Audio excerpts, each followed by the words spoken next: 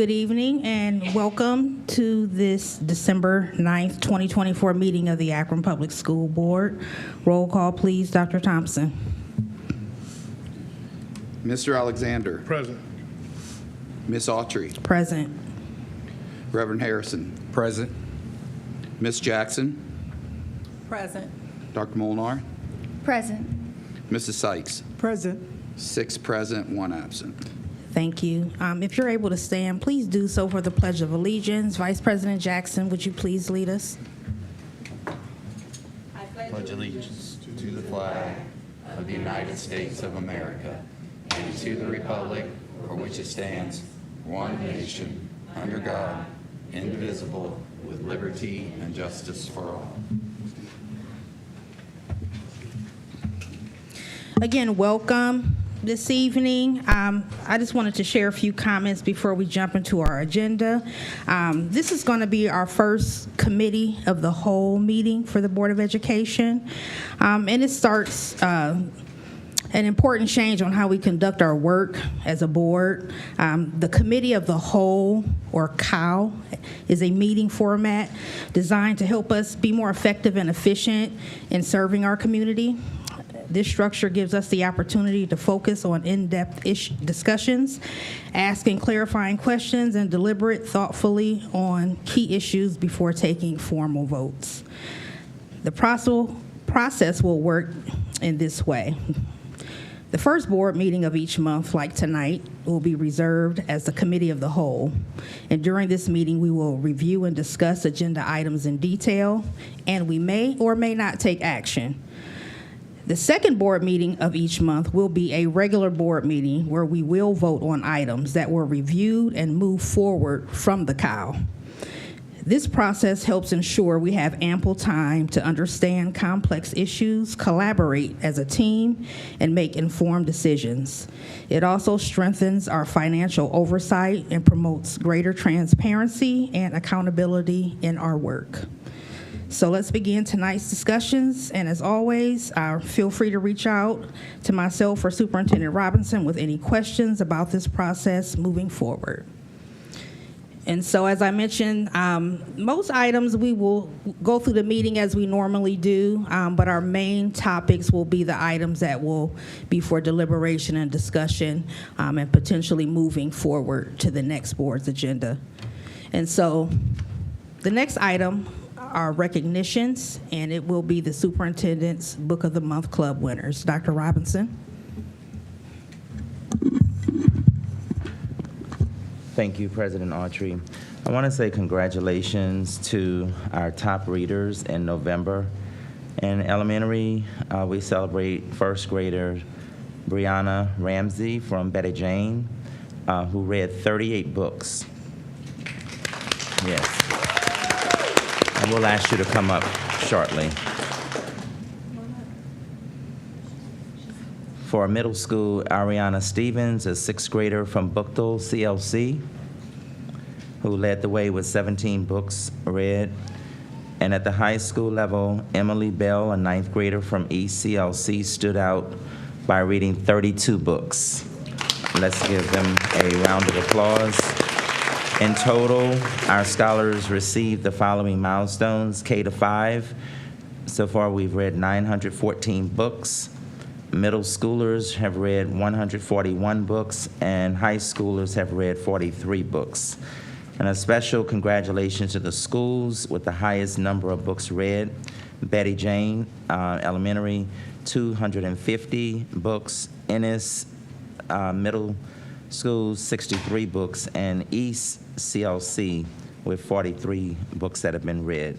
So if we can have the parents and principals, our scholars, to come up so we can take a picture and thank them for their unwavering support in this initiative, which plays an essential role in nurturing the lifelong of reading among our scholars.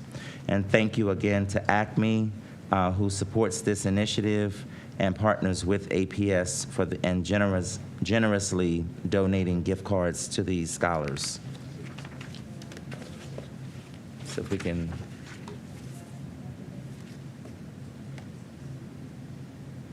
Brianna is from Betty Jane. And Ariana Stevens. Oh, Windermere, I'm sorry. Okay. She scooted a button, didn't she? Had her little dress on and her black tights.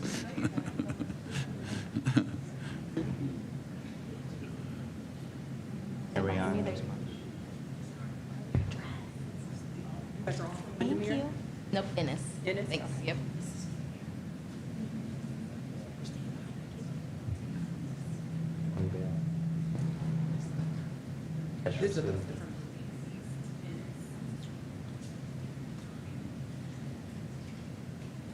Ariana.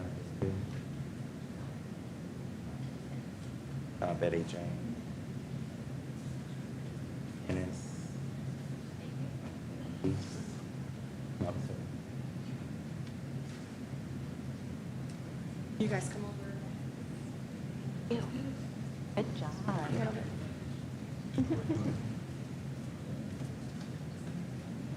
I assumed the lady in the red skirt. Not sure either. She's from Windermere. Thank you. Great job.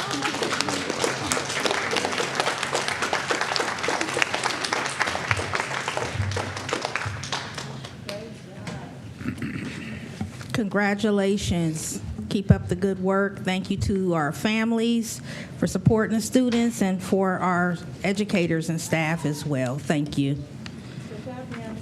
Have a great rest. Have a good Christmas. Thank you so much. The next item on our agenda are board member reflections. Are there any board member reflections at this time? Vice President Jackson, you've been recognized. Thank you, Madam President. Very quickly, before I get my reflections, I would just like to ask for a moment of reflection, silence, and prayers for we had an 8-year-old student from Krause Elementary that's been taken to emergency as a result of as I understand it, self-inflicted gunshot wound. And so it could have been accidental. We don't have all the details, but I just would like to say this in this forum because I believe in the collective power of prayer. And so those who are people that pray, I just ask that you would pray for this 8-year-old child and the family, as well as their classmates and the school in general, and just pray that, that this child will have a recovery. We'll pray for the family. And Superintendent just let me know that the student has passed. 8 years old. So please, please remember as you pray or you reflect on this family and the school community. My God. And so that was just brought to my attention as we sat here. And so I wanted to mention that and just ask that. I don't know the family, but hopefully we'll get information so that we can send our condolences and prayers with that family. Additionally, I wanted to highlight some great things that I found out about while I was out the country, and I was so excited because we know that I love that 4th E of entrepreneurship, and that I believe in capitalism and free enterprise. And I'm proud to be an American citizen where we can do these things. And so I was so excited to hear about our Garfield graduate alumni, Trey Gordon, and his work with the Garfield basketball team and with their uniforms and doing custom designs for those basketball players at Garfield. And it's positive press and things that we can highlight about what our graduates are doing and how they're giving back.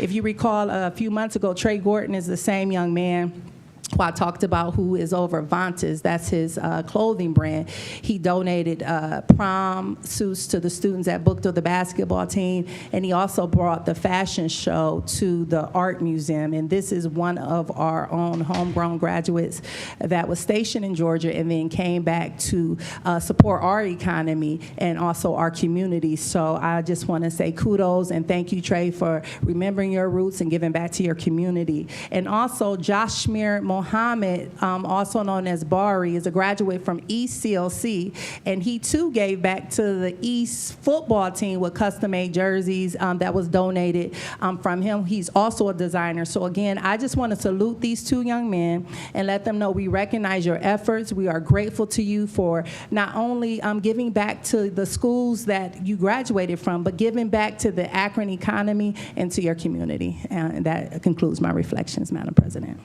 Thank you, Vice President Jackson. Are there any other reflections? Dr. Molnar, you've been recognized. Thank you, Madam President. I have a few reflections. I'll try to get them all in. First, to jump on the entrepreneurship or follow the entrepreneurship thread, I was lucky to attend a junior achievement meeting. I know that we have junior achievement, and especially a lot of our middle schools where the students have the entrepreneurship seminars and events like that. But I also learned about something that apparently is new to junior achievement, and it's the 3DE, and it's incorporating the project-based into the core classes. And it's something that we aren't doing yet, to my knowledge. I know at Firestone we have an IB program, but the 3DE can incorporate, as it was explained to me, can incorporate into and complement the Ford NGL things that we're doing in a lot of the other high schools. So I was curious if we thought that something like this could work or help in somewhere, since we have IB at Firestone, maybe Bookdole or North or East or another school to enhance our programming for our students in that way. Another thing, oops, I have notes here, sorry. I want to say I got to see the Firestone and Bookdole girls basketball game. It was a very exciting game, especially the last 2 minutes that lasted about as long as the whole first quarter. I won't say who won. It doesn't really matter who won because it was so exciting. Everyone was standing, and it was very, very, very exciting up until the end for both teams. And the girls, I want to talk about the girls basketball team, the girls sports right now, because I know so often we don't think about all the girls' games. So great job to both teams there. I also want to talk about an email that I received, I don't know if the whole board received it, from an ELIT student. And we speak so often, and at our recent board retreat, we speak about, hearing from the students and what they want and what they need and amplifying the student's voice. And this ELIT student, I want to say thank you for your email. I read your email, and they were talking about something related to the Ohio Means Jobs certificate and how we're handling the Ohio Means Jobs. I know that's something that we've discussed a lot in the Instructional Policy Committee, so I don't know if there's a way that we can learn. I will say in the microphone, I did hear you, but I do not know about that form. So I am saying I will learn about the form and try to see if this is something that is on the systemic level that would be appropriate for the board. And then the last thing, I have 23 seconds left, I want to say that on our website there has been an update. The 24-25 org chart is now on the website. I know that there are people reaching out to me before because the org chart we had was from the 22-23. So now there's a 24-25. It says draft, but even though it says draft, I've been informed that this is currently what is happening in our district presently. So maybe it might be changing or something in the future, but we do have what is presently in our district represented on the website. Thank you. Thank you, Dr. Molnar. Are there any other reflections? Reverend Harrison, you've been recognized. Thank you, Madam President. Members of the board, want to just take some time right now to vocalize the name Jasmine Tucker. We want to acknowledge to our students, to the community, to everyone, that our students are important to us.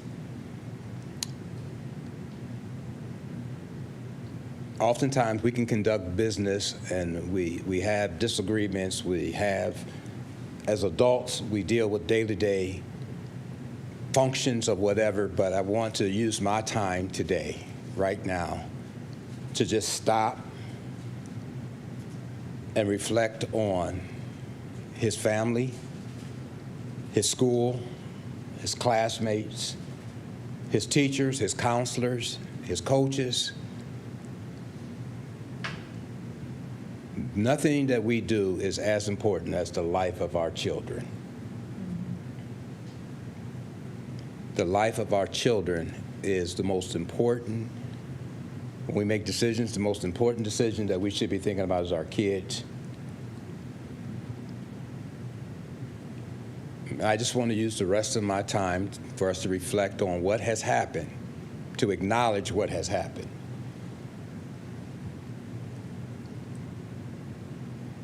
To acknowledge a life has been lost. And our community has been hurt.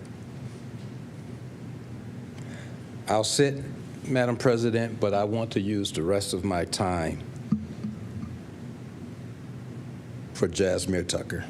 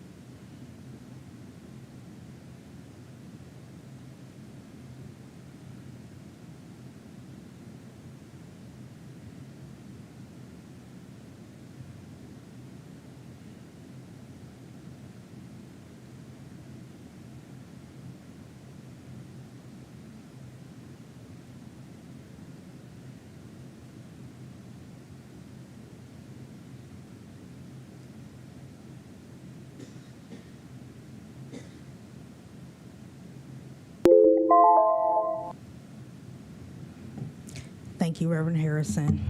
Are there any other reflections at this time?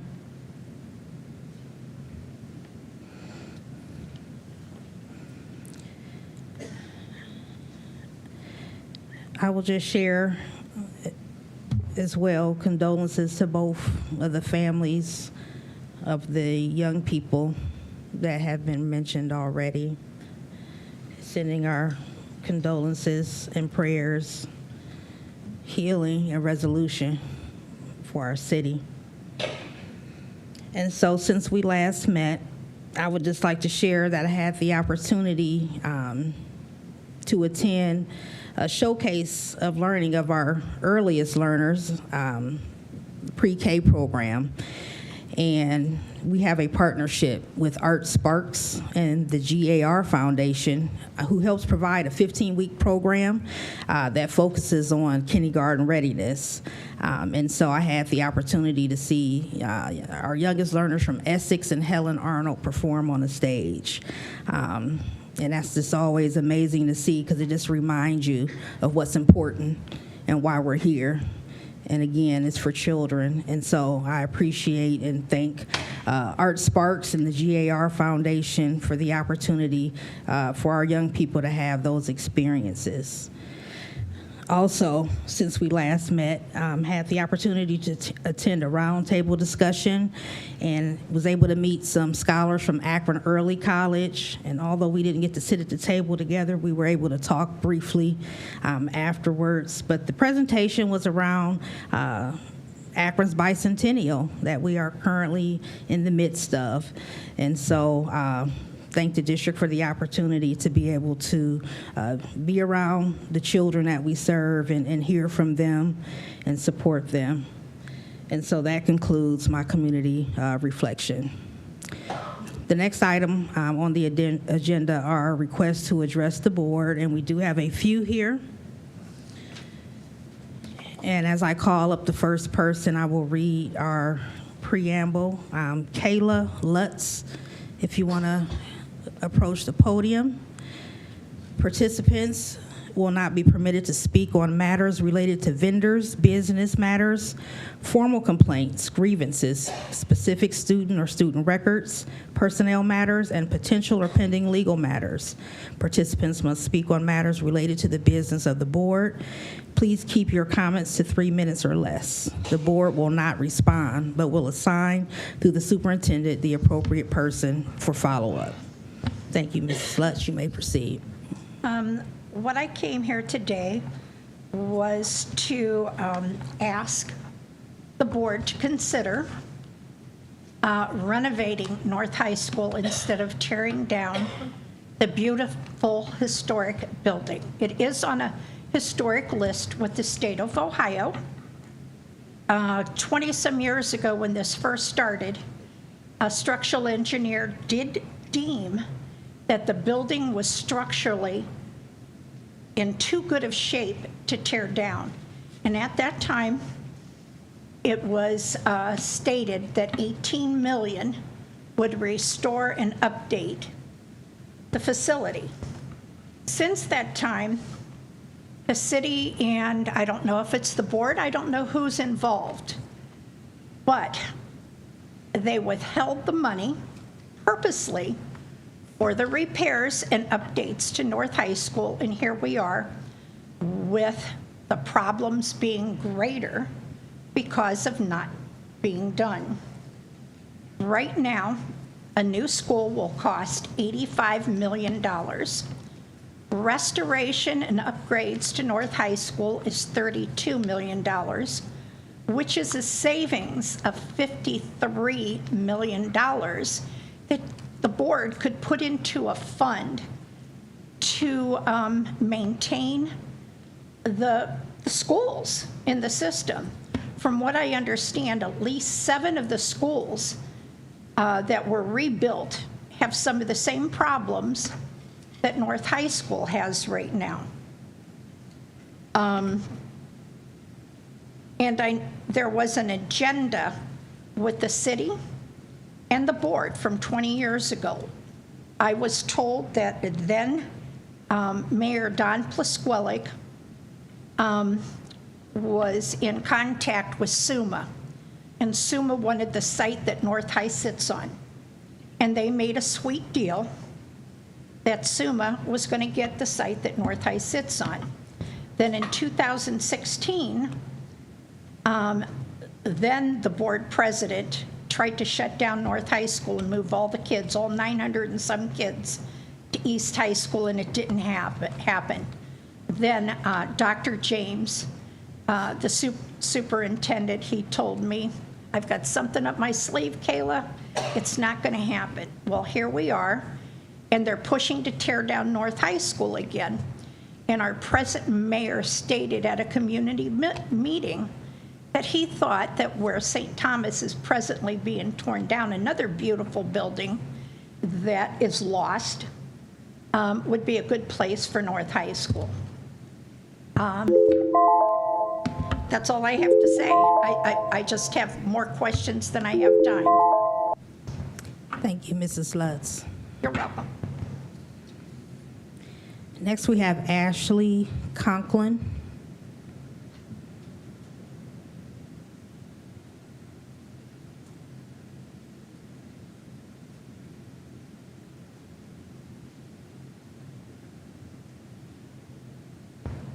Hello, I'm Ashley Conklin. I'm just a little concerned about some of the public policies coming from Columbus that would affect our city, the children of our city, and they will be seen as like ostracizing some of the children.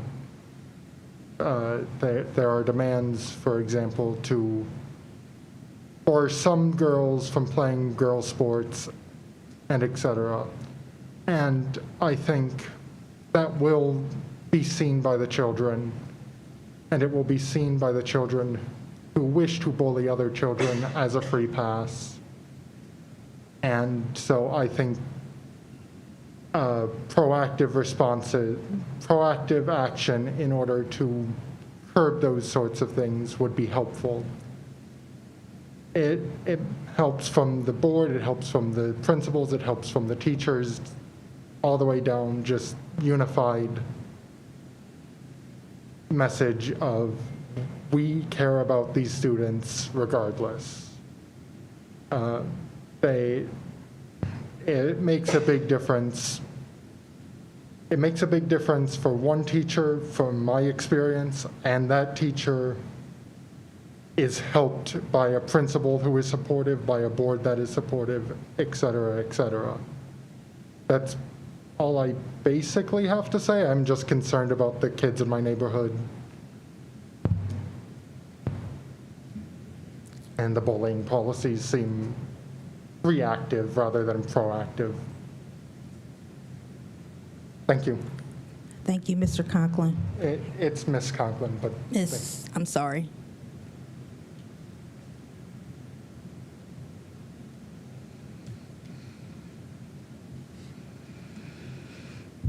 The next item on our agenda is Superintendent's report. Dr. Robinson. Thank you, President Autry. We have some national days that we want to recognize. National Rosa Parks Day, which is December the 1st. National Special Education Day, which is December the 2nd. And we certainly want to thank our parents and our teachers and paraprofessionals, our school leaders for working with us as we work to ensure that we educate our special education scholars. International Day of Persons with Disabilities Day is December the 3rd. International Volunteer Day for Economic and Social Development, December 5th. And school winter break, we want to remind all of our families, will be December the 23rd through January 3rd. So again, that's December 23rd through January 3rd. We want to thank Akron Council of Engineers and Scientific Societies, which we call ACESS, a grant for $4,000 for teachers at Pfeiffer, Elliott, East, Cyberling, and NIFSTEM High School at Robinson CLC. The GAR Foundation for the grants that they provided, $87,000 for Project Rise. Martha Holden Jennings grants to educators for a teacher at East CLC in the amount of $3,000. Dick's Sporting Goods Foundation and Local Initiative Support Corporation grant for $100,000 for the ECLC running track. I want to also let the board know that there's a match to that particular grant. So it would be a match of the $100,000. And then we would, over time, like to bring to you about putting the rubberized piece that goes on top of the regular asphalt that would make it a competition track for the students. And so over time, we could really evolve that property and maybe in time have a stadium and other things that go with it to make it a full football stadium over time. Also, the GAR Foundation for the third phase of the Essential Experiences Initiative. And for those of us that are not used to that term is indicative of what we might know it as field trips, but it's much more than just a field trip. It is actually an essential experience, and so they get an opportunity to really learn, engage, and really experience the rich history and culture that we have here in Akron and in Summit County. And so again, thank you to GAR. Attended the lighting of the tree at King CLC on December the 3rd. It was very nice. They had hot chocolate and sang carols, and it was really, really awesome. Community came out, and it was really a nice event.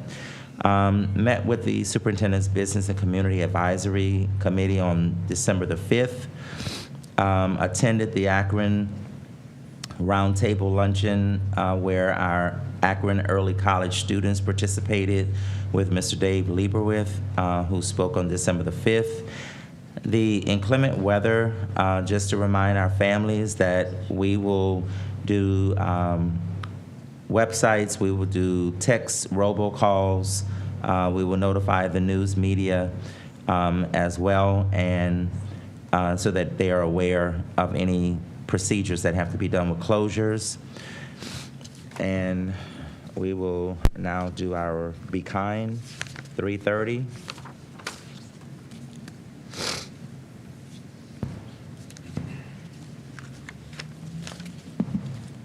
As a school counselor here at Helen Arnold, I meet with 4th and 5th grade and student ambassadors, and I talk about the issues that they feel like need addressed at our school.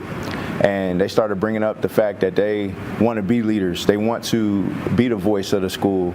And they know that I assist with making music. I assist all of our kids with making social emotional songs. So they were like, we want to make an ambassador song that all our kids can listen to and vibe out to. And it's actually been great. We premiered it last week, and our kids have absolutely loved it. They loved it on the announcements. It was such a fun time. And now they're like the celebrities of the school. So it's really cool. Yeah, give it a chance. If they gotta say something in class, they gon' raise their hand. My ambassadors want change, and they made a plan. More importantly, they just made up a creative dance. Leaders shine bright like stars in the sky. They work together to climb up high. With their heart and courage, we always stay true. Just follow us, and one day we gon' follow you. Sometimes it get tough, and they never back down. And if you're sad, Mr. Bryce Harris, who's one of the counselors there. And also, today this anthem is a part of Helen Arnold's school culture. It's performed at assemblies and events, and it becomes a source of pride for everyone. Teachers have noticed an increase in school spirit, and parents have shared how it's had a positive impact on their children. Mr. Harris put it best: the anthem represents more than just words and moves. It's a powerful reminder that these students know their voice, that their voice matters. And so we want to thank them again, and let's give them a round of applause. Mr. Harris is in the Yes. audience. If you could stand Yes. and be recognized. Thank you so much. Thank you, Mr. Harris. And we also want to recognize Dr. Stacy Hodo, who is our new director for strategic communications and outreach and everything else that goes into the title that I can't remember. But thank you, Dr. Hodo.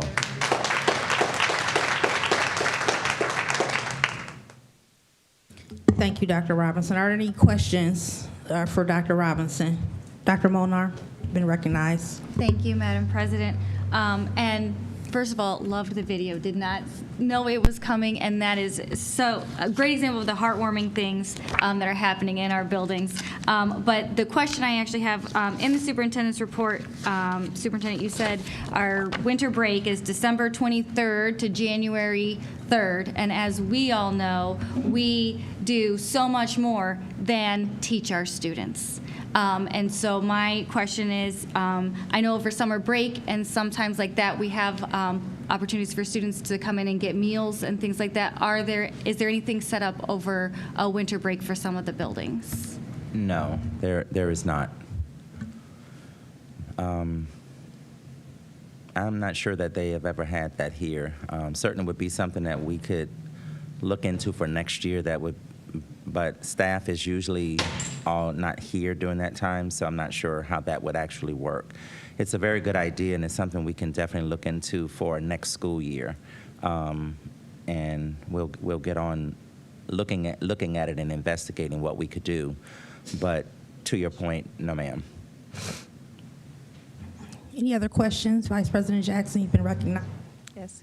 Thank you, Member Molnar, for the question, and also Superintendent for the response. And as we're processing this also, because, you know, I always talk about collaboration, partnerships, that may be a good area for us to link with the Akron Food Bank, Akron Canton Food Bank, who does a lot for the community, and see what areas organizations around may be providing those things, and then we could possibly connect students based off clusters with certain churches and other community organizations that are giving away baskets and meals.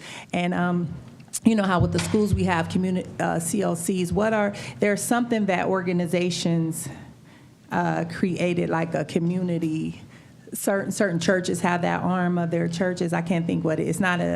It's like a community, like a nonprofit of these organizations that also gets foods from the food bank. In any event, there is a lot of area for growth that wouldn't have to necessarily tax our resources, but we can just simply partner. Because I know during COVID, one of the things that we came into when we were doing things of that nature was the transportation of those things, or the delivery, right? And I think Deb Folk was the perfect person. I remember she presented and talked about the whole processes, because it was a beautiful oiled machine that she and her team had going on during COVID. But I know now we're at the point where ESSER funds are limited. But just to put that out there, Superintendent, the Akron Canton Food Bank is a wonderful resource to our community, and also they can probably link us with other possible community partners around the area. We know of enough of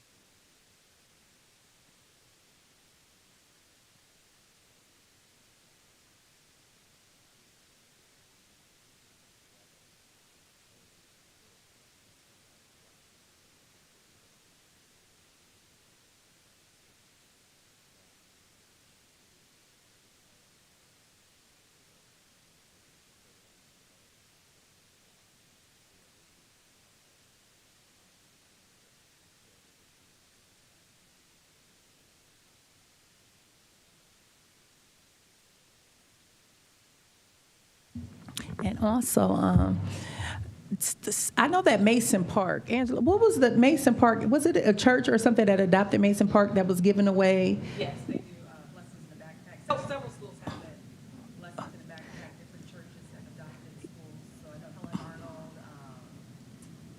Sam Salem. Yeah, so I just wanted to highlight that, because we do have things that, like you're saying,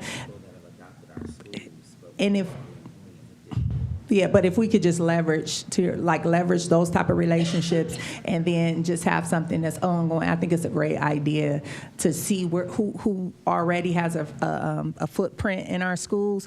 Because again, we want to be specific to clusters, because now we're talking about transportation and access to the resource.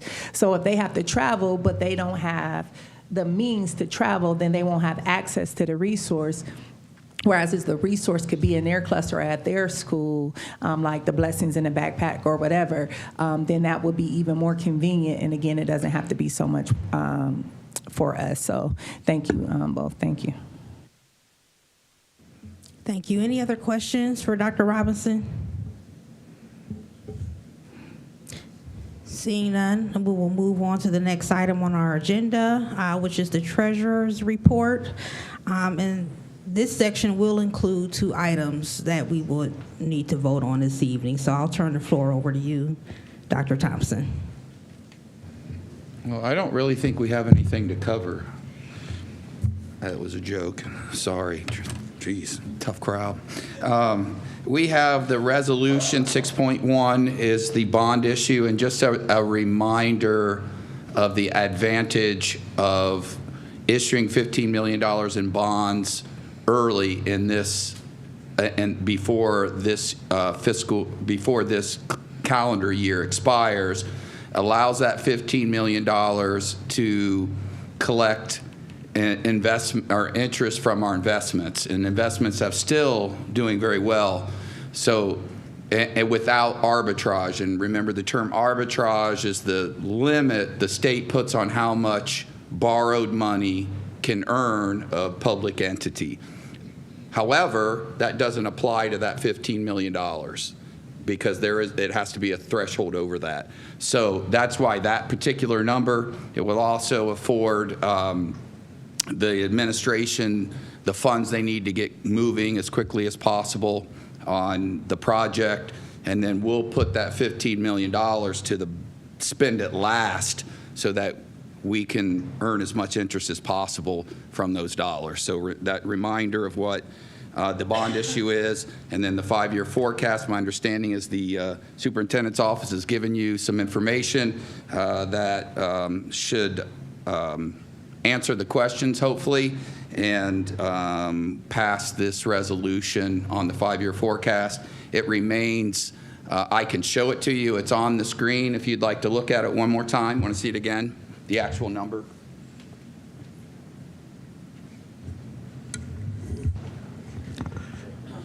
Madam Chair, so are we going to skip over the bond issue and go into the 5-year forecast, or should we deal with the bond issue? You want to vote first? So to open up the That's my discussion, question. we can entertain a motion to approve the bond issuance. Is there a motion to approve the bond issuance? So move. It's been moved by Member Sykes. Is there a second? Second. Second by Member Molnar. Is there a discussion about the bond issuance? Any questions? I do have a question about the bond issuance. So this is based on the monies we received from the levy bond. So the funds that are generated that we're saving or earn interest on will be for the North project. It can't go towards anything other than the North project. Okay, Correct. I just want to be clear on that. Right. So, you know, unfortunately, construction costs are still rising at about 16% a year. So that, there is a contingency fund built into the bond issue for those kind of things, or change orders. It's a word you'll hear a lot as a board. I'm sure you've already done it since you've had so many building projects here. But that's just part and parcel to construction. So the additional funds, if they're still there at the end, then they'll allow the superintendent, the administration, the board, the ability to make an additional change orders to enhance the building that maybe otherwise wouldn't have been on the table. So it's really advantageous for us to have those extra dollars. And it'll be millions of dollars. It'll be a few $1 million.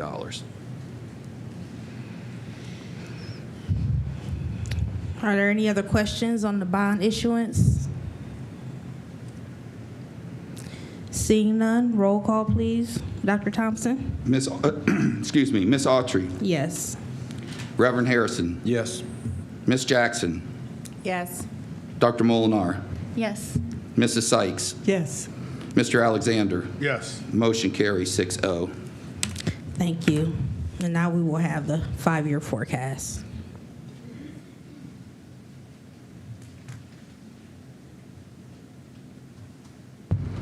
So the 5-year forecast looks the same as it did previously. There's the 10 million in cuts, 10,205,000 in reductions over that would be enacted next year. Remember, these are reductions. They're one-time reductions.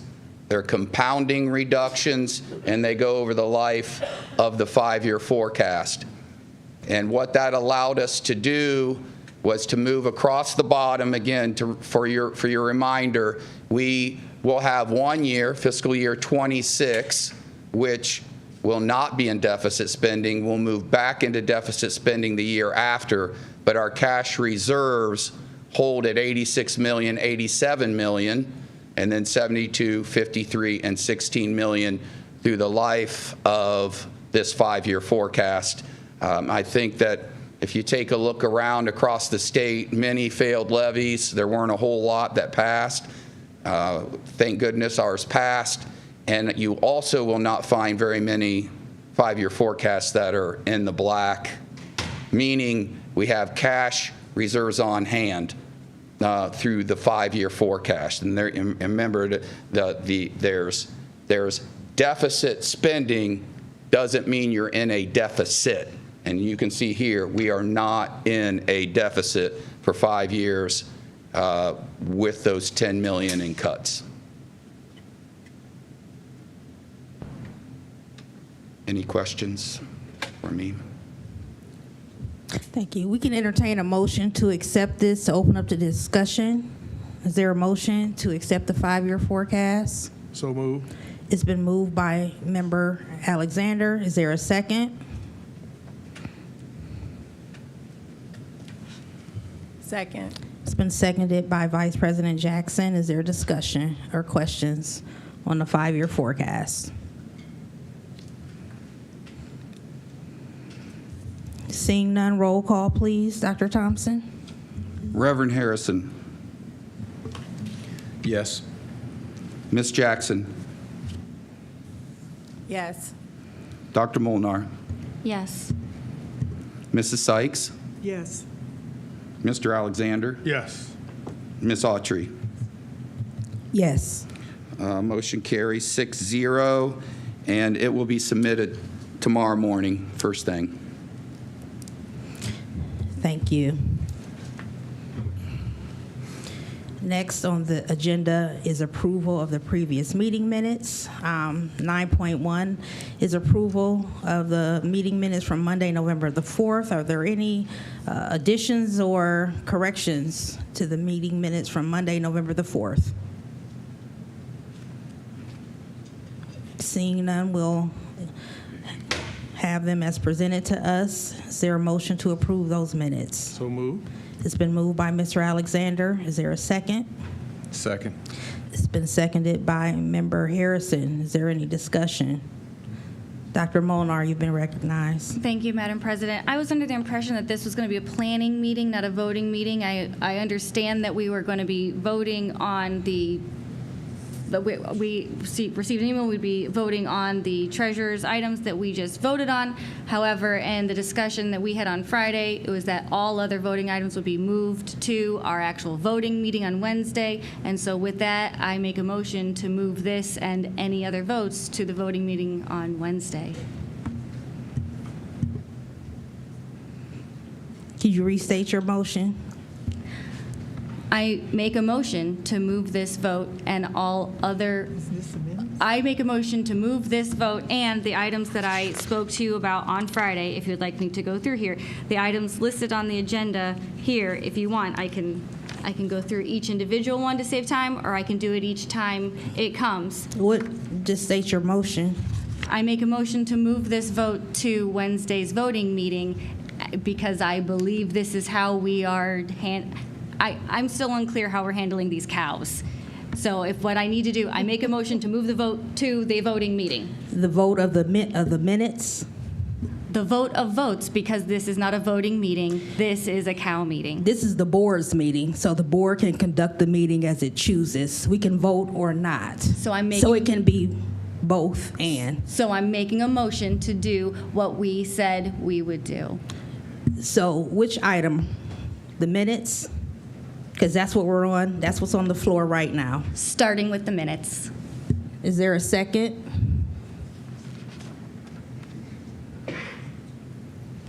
I just have a point of clarity. Yes. Because I thought that I heard Member Molnar say all voting items, all items that will come up from a vote. So I just want clarity on the motion.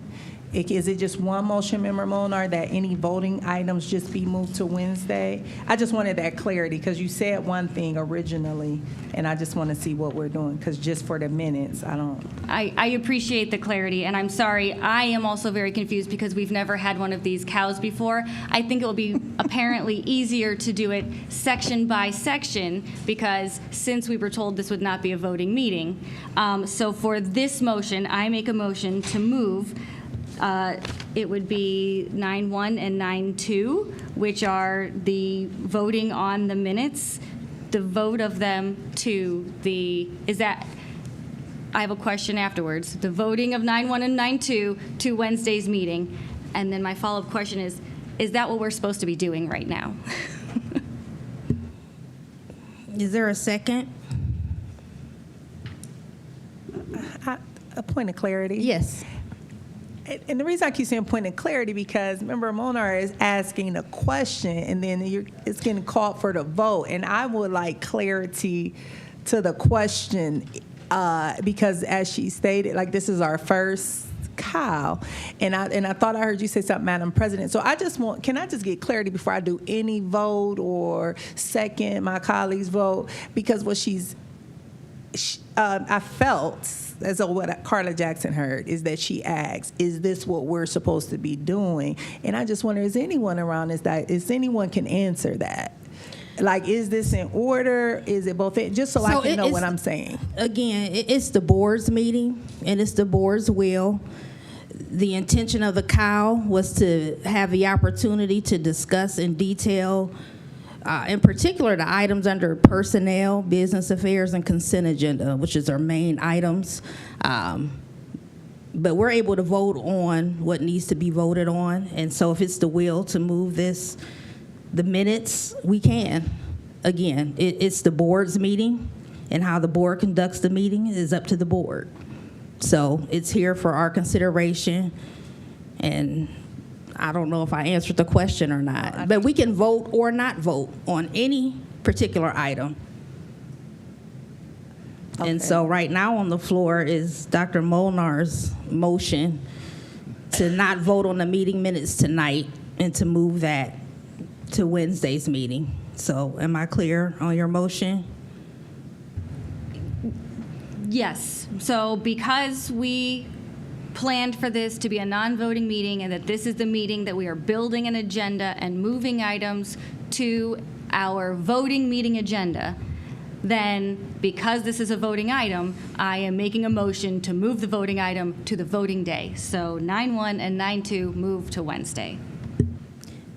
So that is what's on the floor. Is there a second? Because there needs to be a second.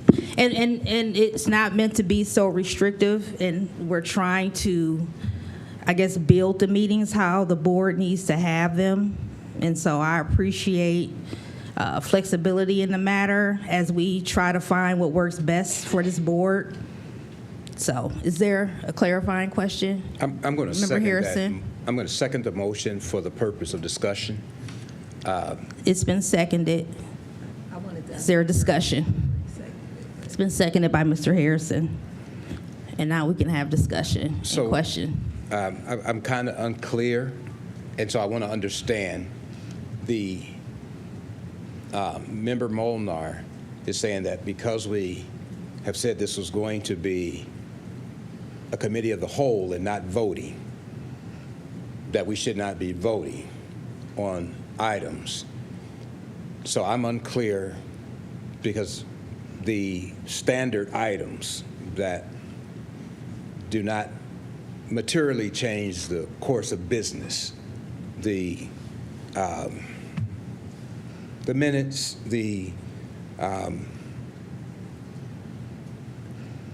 I just need some clarification on that, because the things that do not change the material functions of a meeting, we're not employment matters, or is that to be included or not? So I second that for the point of clarification and discussion. Yes, Mr. Alexander, you've been recognized. Yes, I know we're talking about a working session and a voting session. I don't think they should be just one and the other. There are going to be some times we need, and right now where we have employees that need to get okay tonight so they can begin the process of whatever it is to move into their positions. So if we just wait, now they got to wait for another 2 weeks or whatever, and maybe Wednesday or if we're doing this later on, a month. And now how do we get them employed if we say we can only work and then we got to vote? I think when we talk about this and we discuss it, that we discuss it. If we think we need to vote on at that point in time, let's vote on it so we can get it out of the way. If we don't, then we can put it to the next voting session. I don't know how we want to do it, but that's my thought and that I'm giving right now. Thank you. Are there any other questions or discussions? So again, I just want to say that I'm not trying to make this harder than what it needs to be.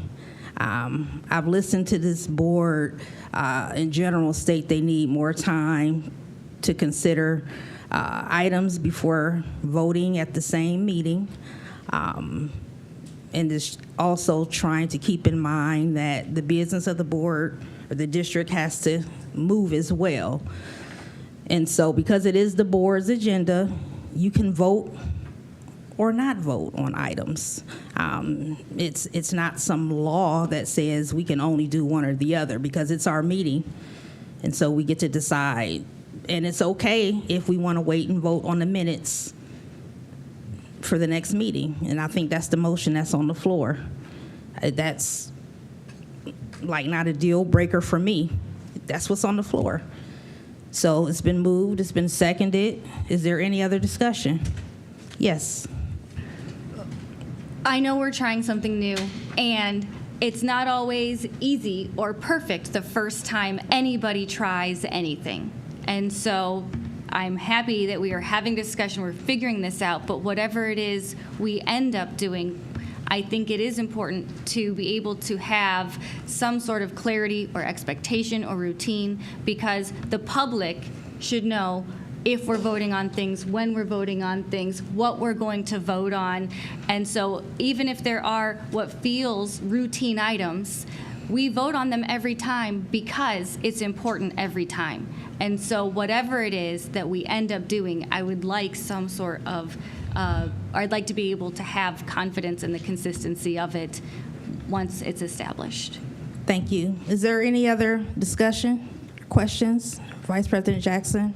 Yes, thank you, Madam President and Member Molnar, for the statements. I think for my piece, we know that the minutes are a standard operating thing, and originally I wanted to make an amendment to the motion to include all voting items, because for the purpose of, if we said that we were going to wait on voting until Wednesday, and we're talking about like additional preparation on some items, and also transparency of the things that's getting voted on, the minutes are, like you said, for me is not a deal breaker. But some of the other items that maybe people did not read into in depth, understanding that Wednesday would be a voting meeting, that's the only reason why I bring up the caution and the concern if we say we're doing just a working session in a sense. And I understand, as Member Alexander has stated, as far as matters of appointment, we're going to meet Wednesday to vote. And typically, unless I miss something, once it goes through and they go through, it's been approved and they go through HR, maybe they can start on Monday, but it wouldn't be in the middle of this week. And I could be wrong with that. But because we've stated that the voting for certain matters would be on Wednesday and not in this specific meeting, and we would discuss some things and hash out certain things, I think it's appropriate, the request to move them. And like I said, maybe not so much as minutes. I'm not married to them, but the other items, when we get to voting, if we're voting on minutes, then what's the stop to vote on this? And I know we can call it for a vote. I'm just saying what we've communicated. And I do know this is new, and I'm a processor out loud, so I'm processing as I'm speaking to you all. I understand it's our meeting, and as you stated, that it's the will of the board, but then I understood the will of the board was to have this cow and not vote. So now we're convened, and now we're talking about voting. So that's my just trepidation with that, for us to consider. That if we're not, then we're not. If it's pressing items, and we know there's pressing items, the superintendent makes us aware of something like, hey, this needs to be, and we know it's pressing, then we'll made aware of that, okay, this is something we have to move, like when we're short subs, or we need to open a bill, things like that, just for consideration, Madam President. Mm-hmm. Absolutely. Is there any other discussion or questions about it? Call the question. Is there any objection to that? So the motion on the floor, did you make an amendment to the motion? Okay, so the motion on the floor is to remove the items, the meeting minutes, 9.1 and 9.2, to the regular meeting agenda. Roll call, please. Reverend Harrison? No. Ms. Jackson? Yes. Dr. Molnar? Yes. Mrs. Sykes? Mr. Alexander? No. Ms. Autry. No. So the motion fails 4-2, and meaning we need to move to item 9.1 for approval and 9.2. Is there a motion for approval of 9.1 regular meeting minutes for Monday, November 4th? So move. It's been moved by Member Sykes. Is there a second? Yes. It's been seconded by Member Harrison. Is there any discussion? Seeing none, roll call, please. Dr. Thompson. Reverend Harrison. Yes. Ms. Jackson. Abstain, was not present. Dr. Molnar. No. Mrs. Sykes. Yes. Mr. Alexander. Yes. Ms. Autry. Yes. Motion carries 4-1. Thank you. 9.2, we'll entertain a motion to accept the meeting minutes from Monday, November 25th. So moved. It's been moved by Member Harrison. Is there a second? Second. Second by Member Sykes. Is there any discussion? Oh, I'm sorry. I am sorry.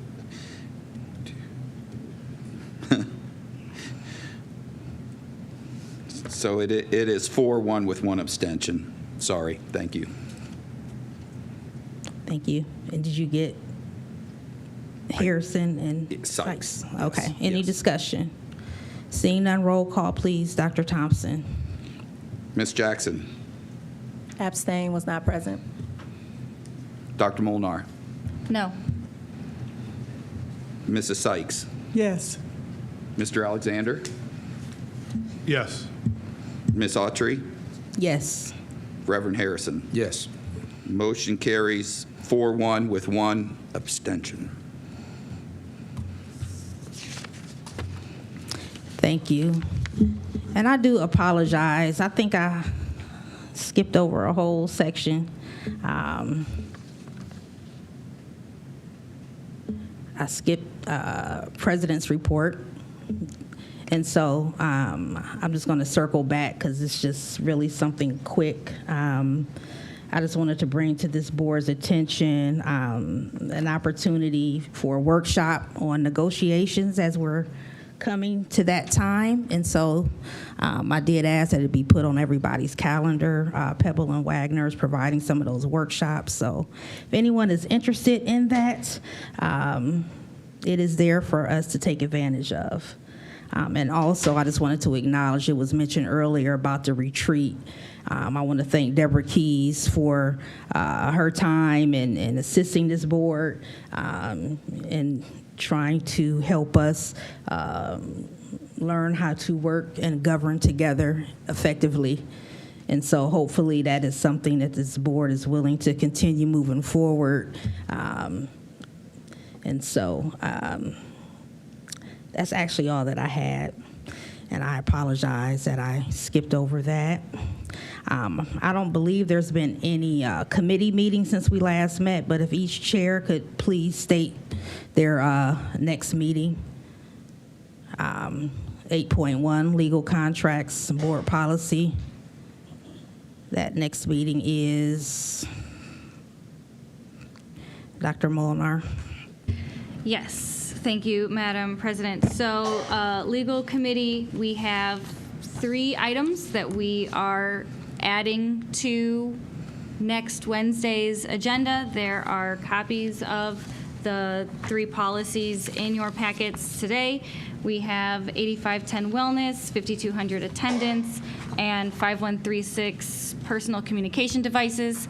Personal communication devices is a Neola update. I did ask for it to be added to our Friday notes, the actual Neola policy, because it is a bit different than what is here.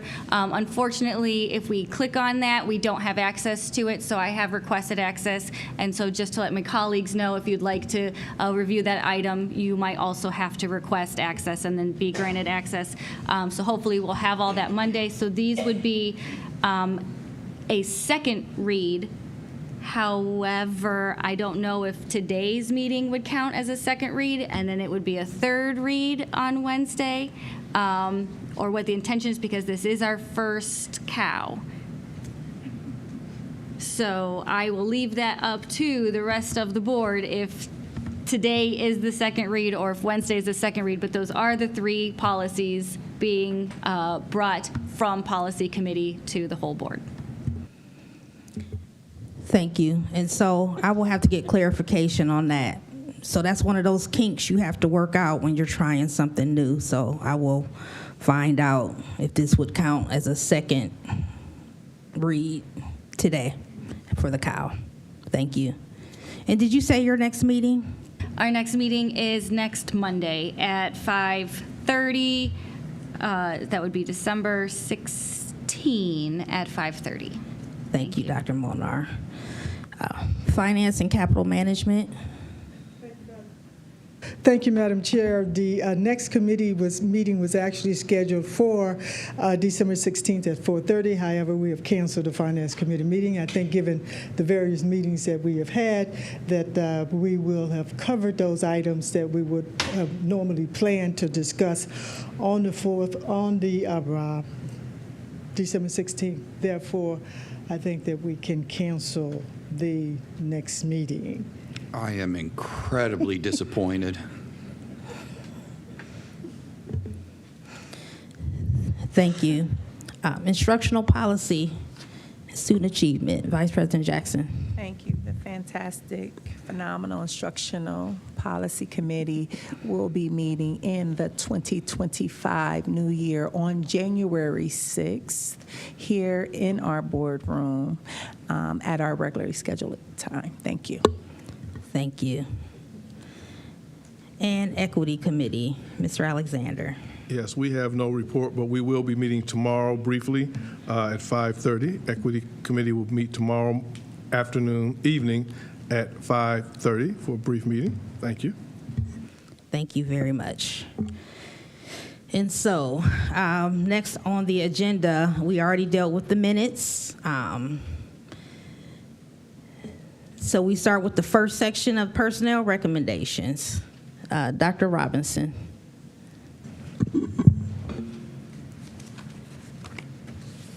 Thank you, President Archery. I wish to recommend approval of the personnel recommendations presented in categories 10 through 20 to be moved upon the board's approval process to the special board meeting on December 11th, 2024. And so this is just to move the items to the agenda and then also open up the discussion. So is there a motion to move the personnel items to our next meeting agenda? So moved. It's been moved by Vice President Jackson. Is there a second? Second. It's been seconded by Mr. Alexander. And so now would be the time, if you want to go section by section for your questions around personnel, starting with the first section, Section 10, which are professional staff and administrators. Are there any questions? I have a comment. Yes. I know we're talking about discussing these things now and then moving them to the next meeting, but if they're ready to be voted on, I don't see a reason to hold them basically hostage until the next meeting if we don't need to. I know it'll be Wednesday, but if we were in a regular cycle of our board meetings, we might have to wait a little longer. So I wouldn't want us to get put in a rabbit hole for this type of stuff. I think if they're ready to be voted on, move them, vote for them, and move on, and we can go from there. That's just my thought.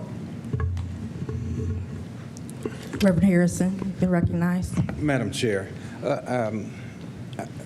I'm a little confused about the process, and I know we are working on the process, but my initial reservation about voting on something was because we didn't have information. And so if we discuss them today, okay, so my initial reservation was treating personnel like a consent agenda, saying 10 through 20, approve yes or no. But if we go 10-1 and we discuss that, then I'm ready to vote on it. If we go 10-2 and we discuss that, then I'm ready to vote on it. If we go 10-3 and I have a question on it, then I say, I'll ask that we take time on it or we move it, but there's a process for this. So I'm kind of with Board Member Alexander, I'm kind of confused. If we talk about it today, if we come to an understanding today, then we can vote on it. If there's an item that we don't have an understanding, then we would ask to move it. So I'm not talking about today, I'm just talking about the process more so than voting today. But if we're going to discuss the item or issue, we're going to get clarification. If the issue has or the item has been through a committee meeting and we have had opportunities to get the information, I think, again, we are chewing the cud twice. And again, if it's our will to vote on it, I mean, we can do that. If that's what we decide, how we want to run the cows, we can. But again, the purpose was to have the opportunity to discuss items and have time to not feel pressure to have to vote at the same meeting, because that's kind of what I was seeing. But it's up to the board if they want to vote at the same meeting. This is just the attempt to get on the cycle. So, Madam Chair. yes, Member Sykes. Madam Chair, thank you, and members of the board. I think that what's happening is that we're just kind of putting things before. So what we should do actually is we should bring up each issue, 10.1, discuss that issue. If we find that there is a need to refer this issue to the voting to the next session where we're going to be voting, and that's what we should do. I think that when the superintendent requested that all items go immediately to the next meeting, then that kind of prevents us from discussing each item before we actually refer that item to the next meeting where we may vote. Because we, as the pastor said, we cannot determine whether or not we have any questions if we don't discuss it first before we refer it. So we should discuss before we refer. So again, this is all new, and so it's just understanding the process. I appreciate, Madam President, you're willing to do this, to take the time to do this, but I just think it's just a matter of us just taking the time to go as we should, and so I would ask the superintendent if you would not just report out that you are just reporting these items and not necessarily referring it right now, and then if there are some additional questions that we may have, that we can determine whether or not we want to refer it then and to have it for a vote if we decide. If like with Member Alexander, if he's finding that after the discussion there's no other new information that's going to come before the board, then perhaps we may find that we want to vote on this tonight. But we really have to discuss it and ask questions before we can refer it to vote at the next meeting. So it's just a matter of finding out. And let me just say, Madam President, the uniqueness about this is that normally with the body, we can do these things outside of the eye of the public. But because when 4 or more of us get together, we can't have a caucus. We can't meet behind the scenes and determine how to proceed with this agenda. So we're kind of learning this as we go. In real time in front of the public.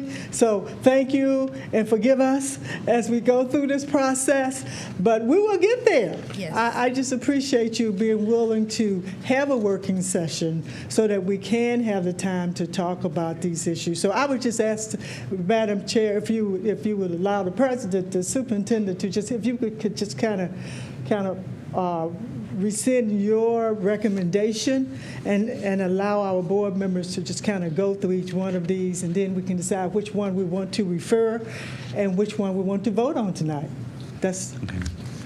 I think moving forward, Mrs. Sykes, the way we wrote it, we probably need to be a little bit more definitive in saying, because when I said the board's process, which was to allow you to go through each one. right.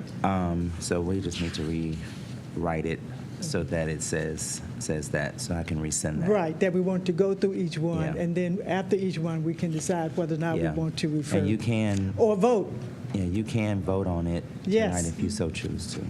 yes. And so there was a motion then that we should probably remove at this time. So, yes, Mr. Alexander. Yeah,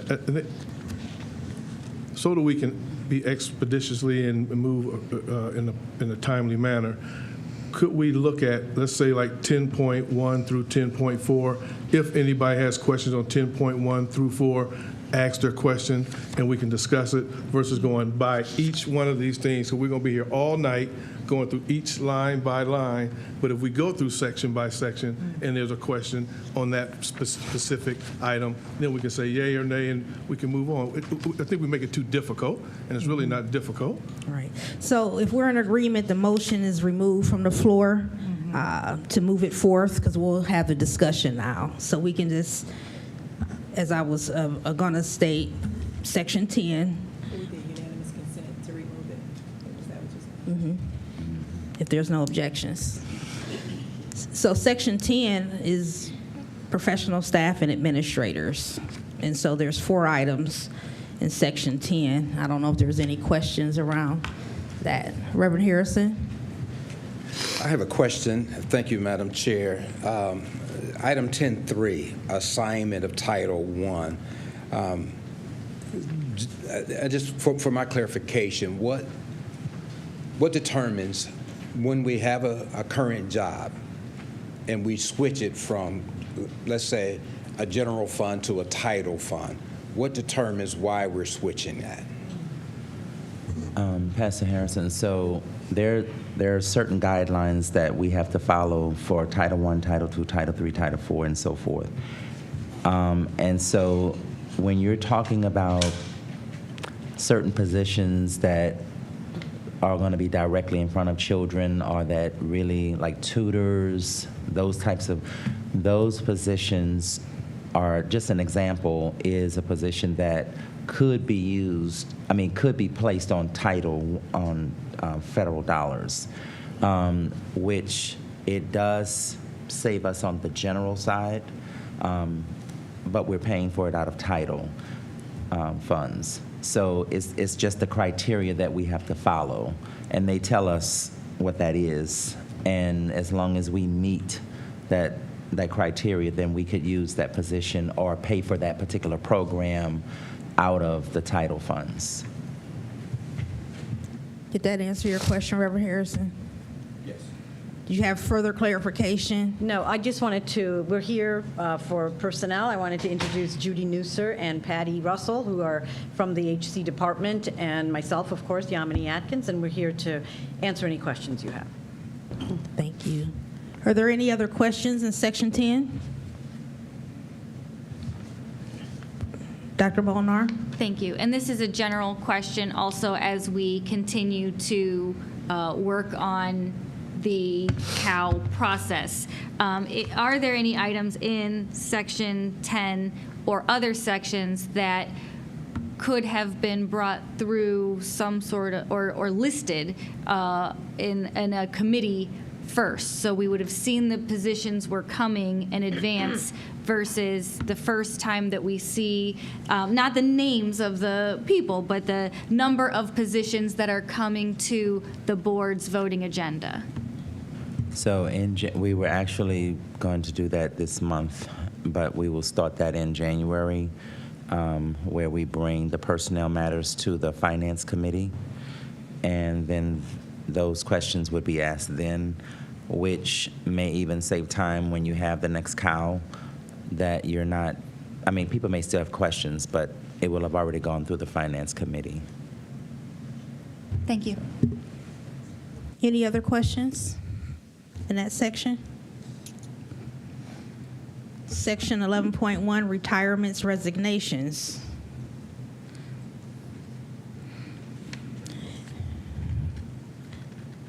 I'll just state, I want to thank Mr. Linger, who looks like he is, after 40 years, going to be resigning or leaving us. And so I know he was a coach for a while. He's been our assistant athletic director for the district.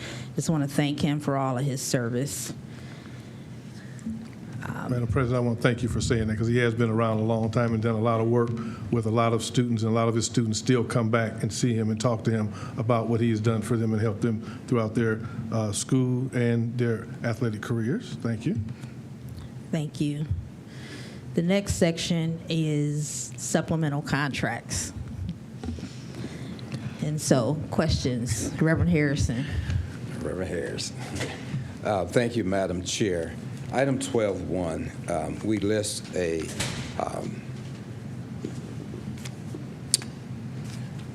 we have supplemental contracts listed throughout here, and there's different certain things we approved. I think last meeting we approved maybe 60 supplemental contracts, and you Superintendent stated that we will look at this in the Finance Committee.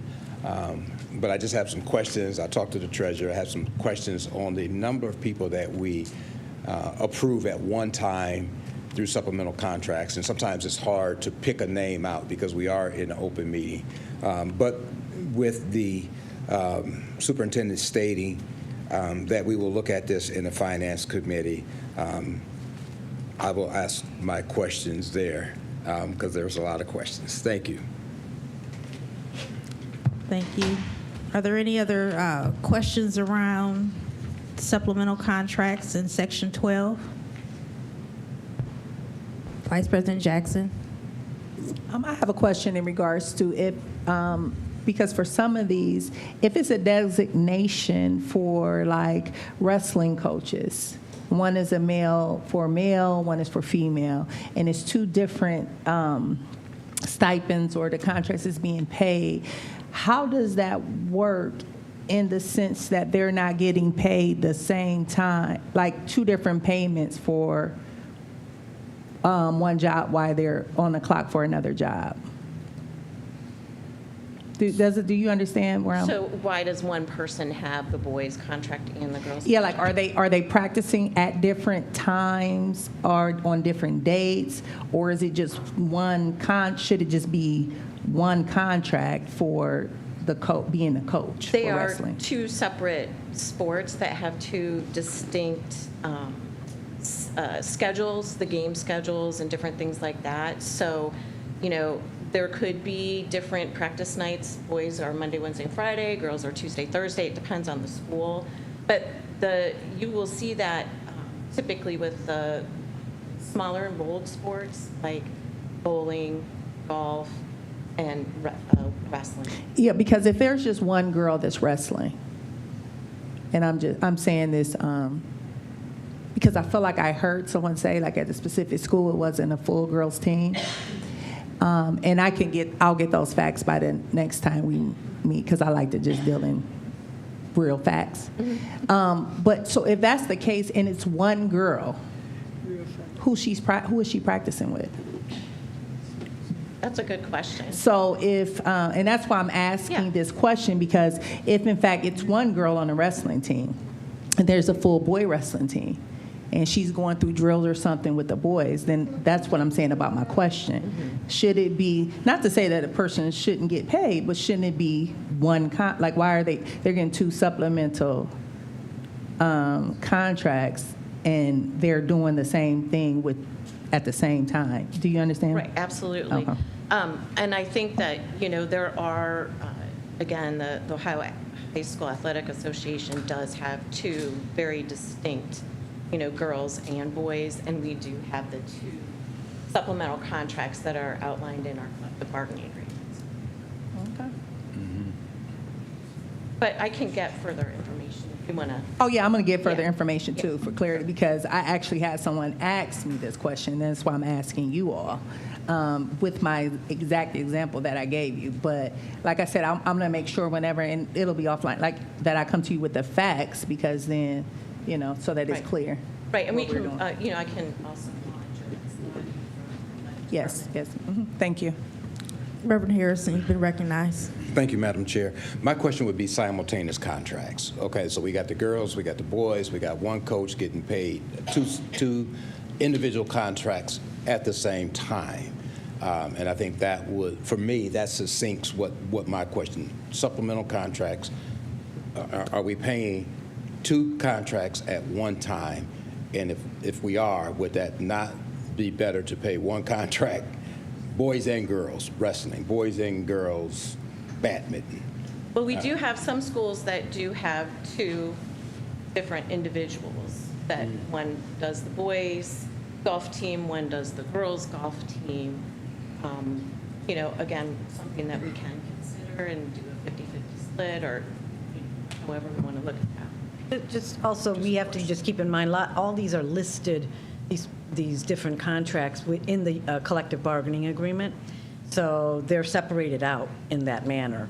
But not to say that looking at some of the situations may occur, why is there only one person on this team? You know, those type of situations, how do we take a look at that? So that's something that we certainly can discuss, but they are listed separately as separate agreements. And just for clarity, that I understand. I don't have any problem with anyone having us that's qualified to get a supplemental contract, two individuals. That is not my thing at all.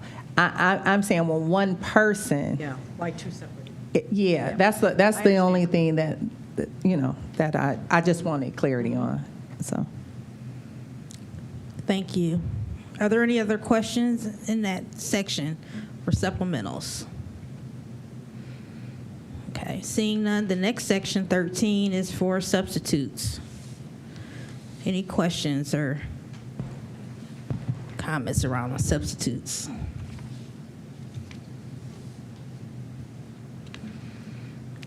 Okay, we'll move on to section 14, which are tutors. There's 5 items under our tutors. Are there any questions under our tutors?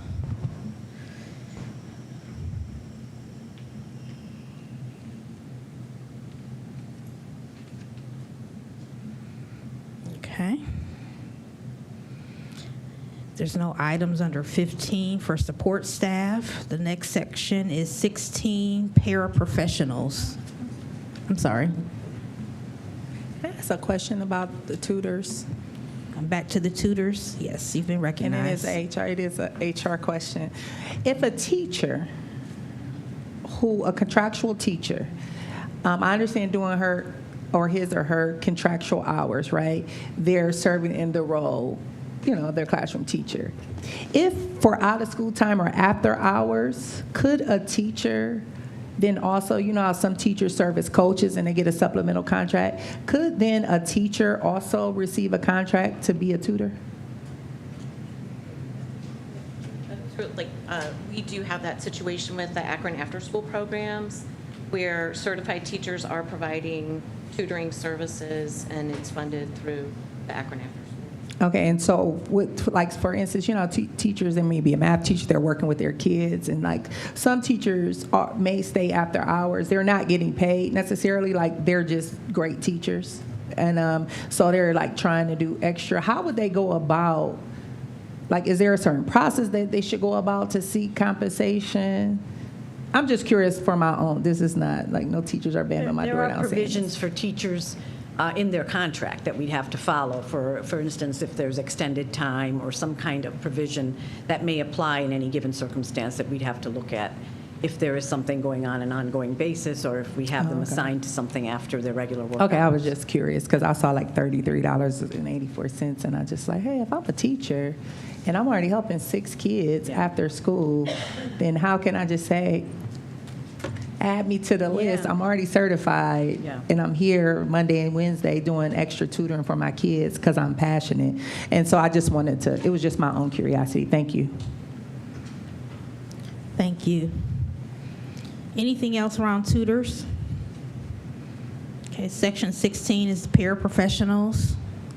Reverend Harrison, you've been recognized. Thank you, Madam Chair. Items 16.3, 16.4, community resource specialists. Are they teachers? When we're looking at, is this something different than supplemental contracts? Are they teachers? They're wanna answer it? they're not. I'll let her answer, but they're not teachers. They are.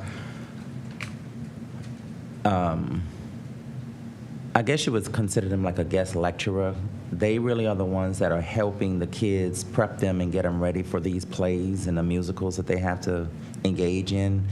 They're really the ones that help them with their lines and the acting parts that they have to do within these plays.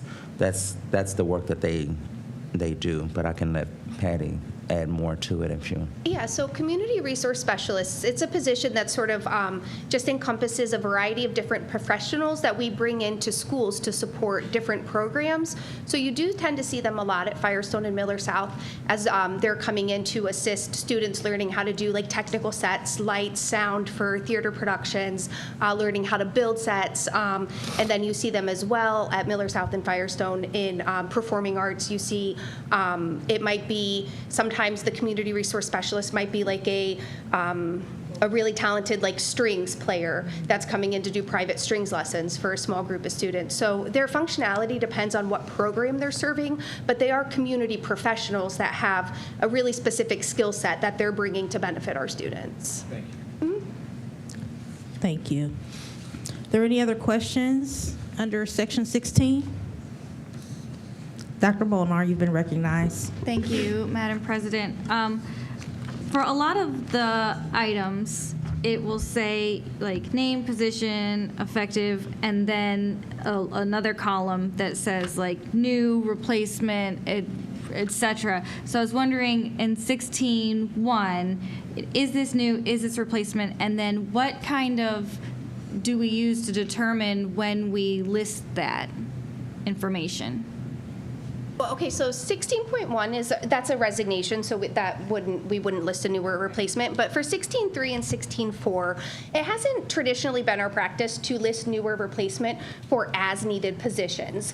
As-needed positions come about based on like the needs of the program. So in a sense, they're always replacements, but they're also always new because each time you bring in a community resource specialist, they are doing a specific work unique to that individual, but the concurrence of using those is cyclical. And Firestone, Miller South, and different buildings do use those annually. So it could go either way. You could say that it's a new position. You could say that it's a replacement. The nature of the work is new. The existence of the position is not. So in that note, with as-needed positions, it hasn't really been our practice to state newer replacement. Thank you. Follow up? Can I make a request to maybe come up with something to identify that? I don't know if the term as needed would be sufficient, but just something to let us know Yeah, that absolutely. this is exactly what you said. Yeah, I think as needed in that last little box there might be helpful. I appreciate that. Thank you. Thank you. Any other questions under Section 16? Section 17 is child nutrition. Are there any questions? Child nutrition. I don't see any. Section 18 is maintenance, operations, transportation. There's 4 items. Are there any questions around those 4 items? Seeing none. Section 19 is security. Personnel, any questions?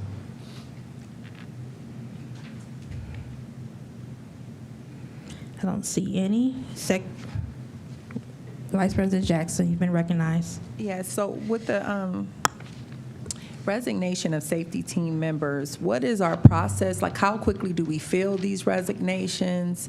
And how are we determining, like, the necessity of the role for the safety team member? Because I see, just as we go through, just like it's a lot of resignations going on, and so I'm just curious as far as you have safety team members resigning. What's the turnaround process for something like that? Yeah, a lot of them, I mean, on occasions you have some who resign, and then we have on occasion where we're replacing those positions. I met with Mr. Jones and Ms. Patty, And, no, Ms. Judy, I'm sorry. And we got it down to pretty much a science where we balanced it out for all the schools. Jennings, which is the school that this particular person will go, they were short a safety team member. But sometimes we don't even have people that apply for these jobs, and sometimes it could take longer than we would want. We advertise, and sometimes we don't get it, and then sometimes we advertise, and I guess it just depends on. Because I have people in the community always asking me about this specific Then we role, would love for them safety to team apply. members. So it's just to look. And the reason why I want to ask, because as I understood it, I know it's with the metal detectors, how they were talking about the timing, like it's good to have the safety team members there because of the sweat equity it takes when their kids are bringing the bags through to help those building administrators get through that. That's why I wanted to kind of highlight that. So thank you for the information. I just want to add one point. You asked the question, what is the process? And we talked about this earlier in the year, if you recall, but we do have an internal process. It's called the Position Budget Control Process, the PBR process. And we are requiring departments that when there's a vacancy for whatever reason, that if there's a need to fill the position, they put in that position, a requisition for that. It comes to the HC department. We review that. And finance also sees that and is notified about that, and ultimately determination is made based on the assessment of whether or not, budgetarily and the operational need for the position. Okay, because how, like on the mic, we're talking about this position, this resignation, because I literally, of all the positions, I can be in a grocery store, I can be at a baby shower, I can be at a game, walking through, people are asking about, I put in something for safety team, and they still haven't got, like, what is, y'all say y'all need people, I'm a retired security guard, different things like that. So I just wanted to kind of have other than, because I tell them go on the website, and so then people are inboxing me, on Facebook until asking the me determination questions. is made that we are going to post for the position, that's what occurs after we make an assessment. So if we determine we're posting this job, that's when people, people apply, and then, they'll know it's there and available. Okay, thank you. And Ms. Jackson, just for additional clarity, this specific position has already been replaced. We hired two full-time, one part-time safety team members at the previous board meeting, and one of those was to replace this vacancy. So it's already, we're already on the oversight of that process. Thank you. Dr. Molnar. Thank you. I kind of want to follow up on this discussion because this was really informative. About, I guess I don't know how many questions, but I was wondering about how long does that process usually take to determine, and I know it can vary from position to position, but to decide whether or not we will replace, because whenever I see the resignations in the agenda, I always feel like, well, of course we'll let them go. If somebody is going to leave, but the information that might be really helpful is if we have like a term that was used a lot earlier this year was a pass-through, right? This person is leaving, but we're going to replace something else with something else, and it's a pass-through position or pass-through money. And so if maybe we could have something on here like intend to replace. And so that way when we see the replacements, we see where that replacement came from, or if we see new, we see the connection to where that new was related to before. But some way to know, just a list of like what we intend to replace. If that determination is, if we know at the time. Again, we meet weekly here in our office to review all the requisitions, and so it's based on if we have that information available. But I have no problem sharing. And then to answer your question about the timeline, it really depends on the position. Some of them are pretty clear cut, right? You see this and you're like, okay, well, we have to replace this teacher. Some of them require a little bit more discussion and consideration. So the turnaround time, it really does vary position to position, but usually it's minimum probably 1 week, maximum maybe 3 weeks at this point, just depending on the role. I promise this will be my last thing. And I want to thank you so much. You guys are doing a great job answering the question, and I appreciate the energy. So this is just to clarify from my own mind, because I'm looking at this here agenda for this here meeting. And I see a resignation. And so for me, I'm thinking, and when we're approving these, that this is right now, this resignation. But you made a statement that these have already been filled because it's an old, no, that's what she said, Yamini. No, I'm 'cause you said, yeah, no, I'm agreeing. And so I just want to be clear, how does that, is this like a retro thing? Because if I'm just seeing the resignation now, but it's been filled, I don't understand how that works. That you fill a position that I'm not understanding been resigned from yet, and I'm approving. Yeah, absolutely. So those kind of things happen kind of just with general bureaucratic breakdown. Sometimes resignation letters get turned into a supervisor, and so a vacancy gets going, but it takes some time for that resignation letter to get all the way to human capital. And until we have certain documents in place, we don't put things on the board for you guys to consider. So every now and then you are going to see some resignations from a few weeks ago. We try our best to stay timely and to just stay on top of things, but it will happen every now and then. Thank you for that honest response. I appreciate and respect it. Thank you. Thank you. Any other questions under safety team? Section 21, or Section 20 is for students, student worker. Any questions?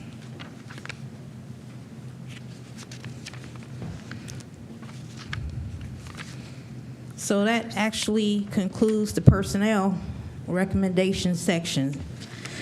So if you look on 21, it states approval of personnel recommendations to move to the next board agenda, if that's our will, or we can entertain a motion to actually vote on these items now. With your amendment. And it sounds like, the questions were answered in this section, and I know things are forthcoming to finance. Yes, Vice President Jackson.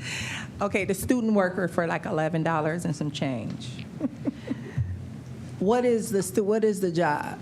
What does the student worker do?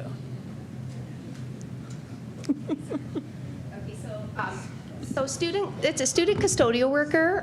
Buildings can hire them based on their custodial staffing allotment. So if they have a vacancy, instead of using a temporary custodian, they can, if they have an interested student, or if our job trainers have an interested student, they can assist them in applying into one of those. But what they do is custodial work.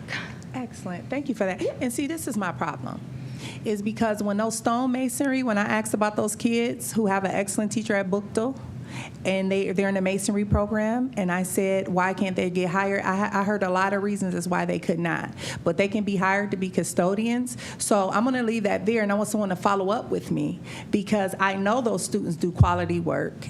They have an excellent teacher. I have work done at my house by stonework done, and they do a great job. So again, if we can pay the kids to clean up, it's a budget for custodial work. And I'm talking about a skilled trade, almost to the level of journeyman. Some of these kids are doing, so much so that the instructor would pay them. I need for everyone to have some reconsiderations when we're doing tuck point work on our buildings that these masonry students could do, why we need to pay these kids. And so I need somebody to give me a clear, good answer for all the HR people and everyone who had a reason why they couldn't get paid. I need somebody to get at me about that. I'll follow up on that. They can clean the building. I'll follow up on that. Thank you, Vice President Jackson. So again, we're at the end of our personnel recommendations. Did you have an additional question, Dr. Molnar? I do, and I'm sorry that this might not be the time, but if we do, I guess I'm jumping back to what you said before, if we do vote on everything today, does that negate the need to meet on Wednesday? It depends on what's left. Right. If there's anything left. Okay, but if there's nothing left, If then there's nothing nothing left. It's good to know. Thank you. Oh, motivation, huh? Yeah, motivation. Okay. So our personnel recommendations we've gone through, and so we can entertain a motion at this time as to how we would like to proceed, either way. Madam Chair, I make a motion we forego what was established and we vote on these personnel recommendations today. Second. It's been moved by Mr. Harrison and seconded by Mr. Alexander. Is there any further discussion? And this is to approve the personnel recommendations this evening. Is there any further discussion? Seeing none?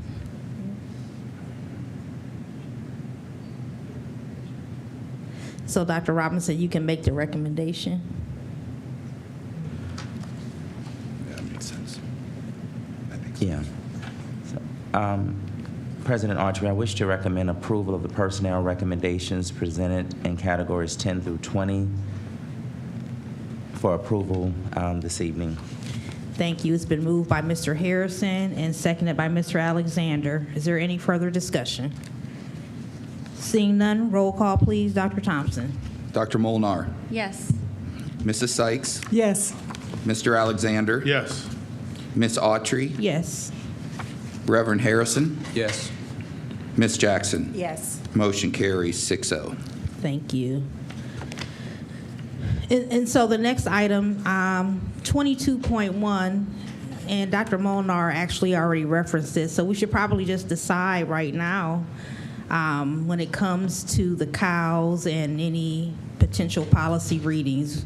I mean, the cow is considered a board meeting, and so do we want to consider this to be part of the readings for the policies? Because it is a board meeting. And Madam Chair, I would make a motion that we would consider this the necessary reading. We've had the policy. The policies have been through committee. They have been vetted through committee. So I would make that motion. it's been moved to consider this policy number 2 for 8510, 5136, and 5200. Is there a second? So this is just to decide that COW meetings will include the count as a reading towards our policy. Second. Is there any discussion? Madam President, just so for clarity here as I note this, are we specifically just talking about that particular one? Are we saying we're going to, is it part of 26.1 approval under the consent agenda? Or are we taking this piece out and voting on it individually right now? I'm not clear. So this is 22.1 for the policies. Legal. Okay. Legal. The legal committee.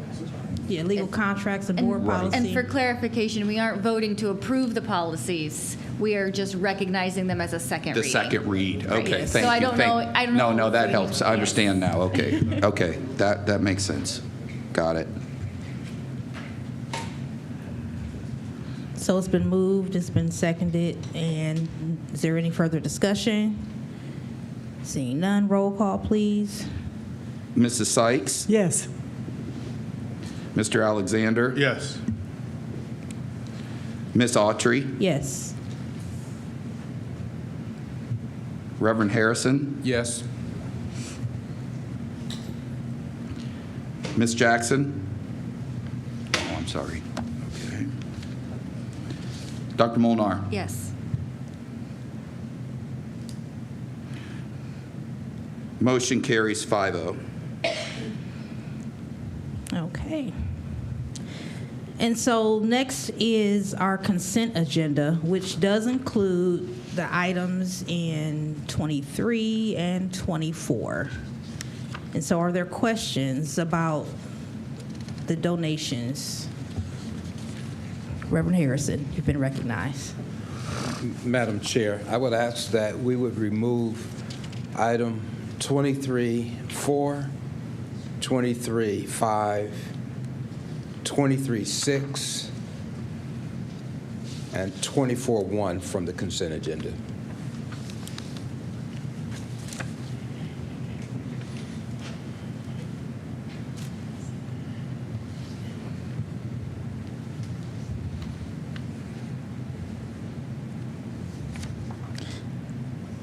So there is a motion to remove 23.4, 23.6, 23.5. 23.5, 23.6. 23.6, 24.1. and 24.1 from the consent agenda.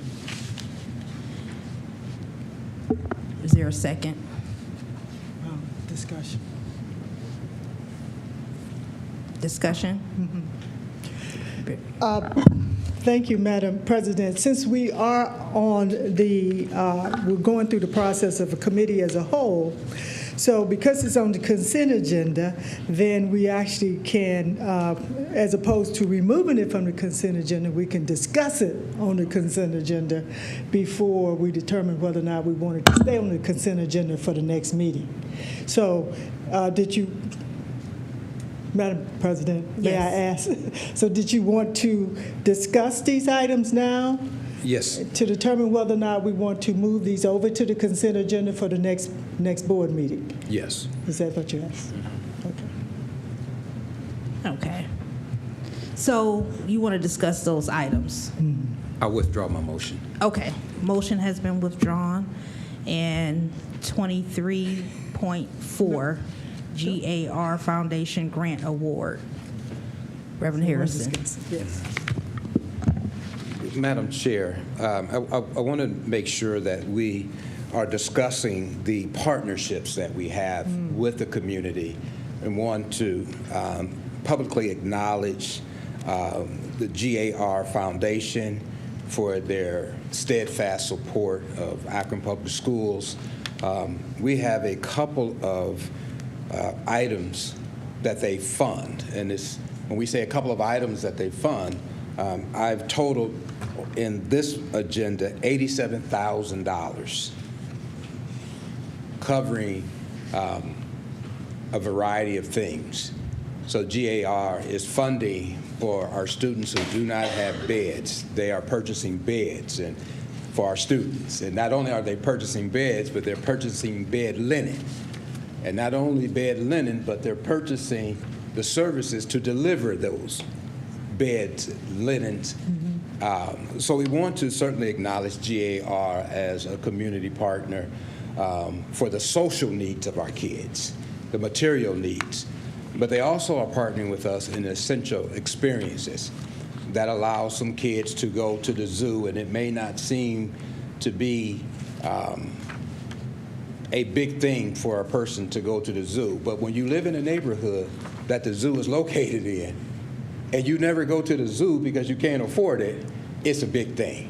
So we want to thank GAR for not only supporting the emotional needs of our kids, but supporting the physical needs of our kids and being a great partner with the Akron Public Schools. Thank you, Madam Chair. Thank you. And so Madam Chair. Yes. Thank you, Madam President. I would just add to that so we're talking about these are our homeless children that attend Akron Public Schools that these beds are for. And so I would just rise in support of what Member Harrison has just said, is that these are the type of partnerships that we need in order to take care of our children. We quite often don't think about homelessness in children, but it is significant in our community. And I think the number probably is somewhere close to 1,800 on a daily basis. The staff can correct me on that. So that's significant. And so to have a partner that's willing to pay for the beds, because if you're homeless, where are you going to sleep? Where are we going to set you up? How are we going to take care of you? But it also points to the work that our staff here in the Akron Public School System are constantly doing. You know, before we can teach our children, we have to make sure that they're safe. And safety is having a place to go. And so that's what this represents. And so I, too, join you in saying to the GAR Foundation that we appreciate your partnership, and you're helping us to take care of our children, to prepare them to be able to learn. Thank you.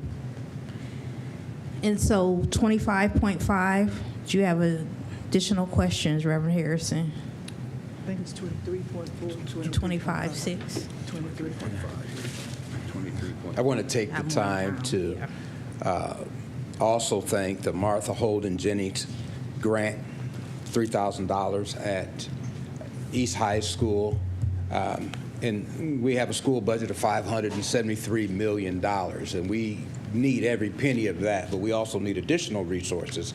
So the efforts and the, not just the time, but the talent and the treasure that we receive from these individual community partners, Martha Holden Jenny's grants to help our most challenged kids at East. Want to just publicly thank them. And if I could just slide to the next one, I'll sit down.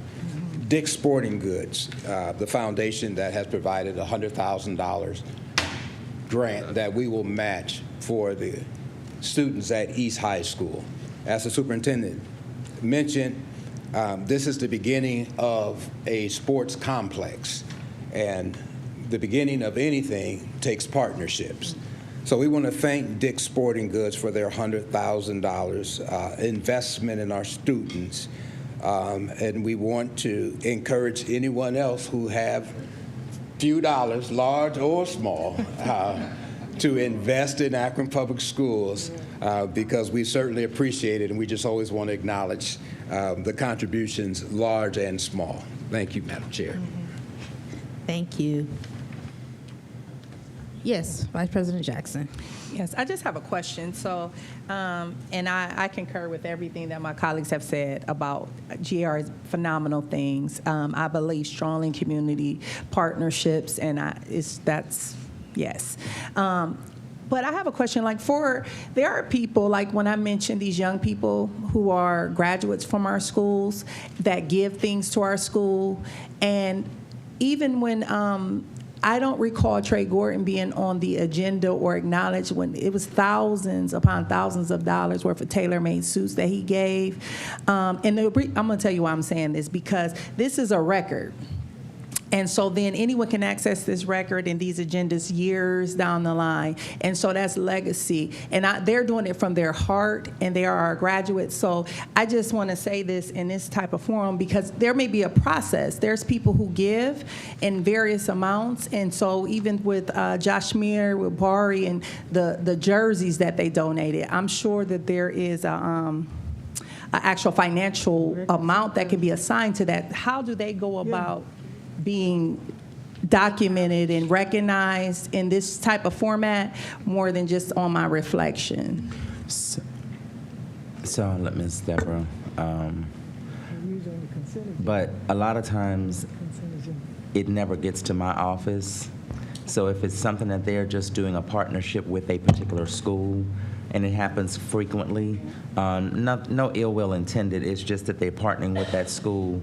But we do ask for the principals to let us know, and sometimes they do and sometimes they don't. So that's something that we had talked about earlier this year going through communications. Now that we have someone, Dr. Holder will be able to work with Ms. Deborah so that we can be a little bit more conscious of even what's going to schools. So that we can recognize those people. Yeah, because I just want, if it was a process I needed to, because a young lady even asked me about doing hair. A owner of a salon asked how would she go about if she wanted to offer free hair styling for students. And okay, so there are two forms that come within the district. One is a non-cash donation. So I want you to think of, to your point about the suits. And then there is a cash donation form. The cash donation forms, if somebody is donating to, say, a specific school through Akron Public Schools, an actual amount of money, that goes directly on the form to the superintendent's office and it's added to the agenda. The non-cash donation form comes through the principal or department. It could be like Project Rise. And then it is completed and signed by the department head, the person getting the inventory, which could be the building principal or the department, and then it comes to the business affairs office. Both are added together to present to your agenda. Following the agenda approval, then the treasurer's office goes ahead and gives an acknowledgement thank you letter for each individual donation or organization, however it comes in, and it also not only thanks them for the support of the schools, or individual school, it goes ahead and also allows for the reporting for tax purposes. So that is an acknowledgement that goes through Dr. Thompson's office. Thank you. No, thank you so much, Ms. Polk, for that. Appreciate you. Thank you, Superintendent. I think about all the PTA stuff that I did, and I never did a form. like there's goalposts and everything that we purchased, so whatever. It was for the kids. Any other questions? Yes, Dr. Molnar. Sorry, thank you. And thanks to everyone who is answering all of our questions today. This has been, I feel, an incredibly productive experiment today. But to follow up on the donations, if a community member reached out to us and they wanted to set up a donation, who do we refer them to? Who do we forward that on to get that process started if they wanted to do a large-scale donation? Or if they're watching, who do they reach out to directly? It depends on the type of donation. So if it is a large donation of items, they are more than welcome to contact the Business Affairs office, and we will then direct it to the correct form.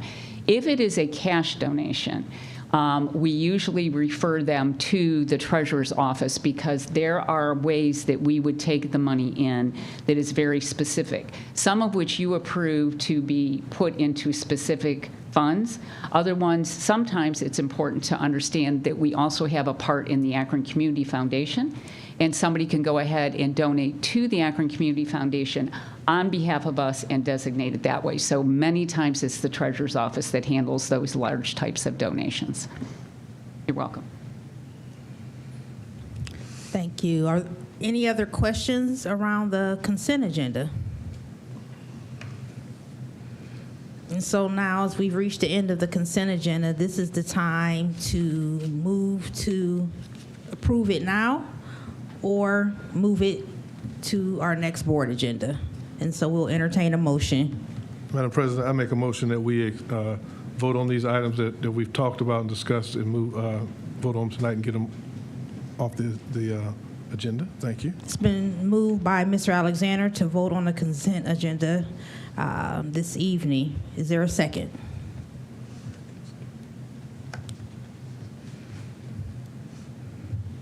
I'll second. It's been seconded by Dr. Molnar. I am sorry. We have to have the superintendent make the recommendations. And then. That's all right. Thank you, President Autry. I wish to recommend approval of the resolutions and motions presented in Category 25. They're in proper format, and I move for their approval, please. Thank you. It's been moved by Mr. Alexander and Dr. Molnar. Is there any further discussion? Seeing none, roll call, please. Dr. Thompson. Madam President, just for clarification, we are voting to approve this tonight, right now. Yes. That's what we're doing? Yes. Correct? Okay, understood. Mrs. Sykes? Yes. Mr. Alexander? Yes. Ms. Autry? Yes. Reverend Harrison? Yes. Ms. Jackson? Yes. Dr. Molnar? Yes. Motion carries 6-0. Thank you. And next is Business Affairs recommendations. There are 5 items under Business Affairs recommendations. And so are there any questions around Business Affairs recommendations listed in 27?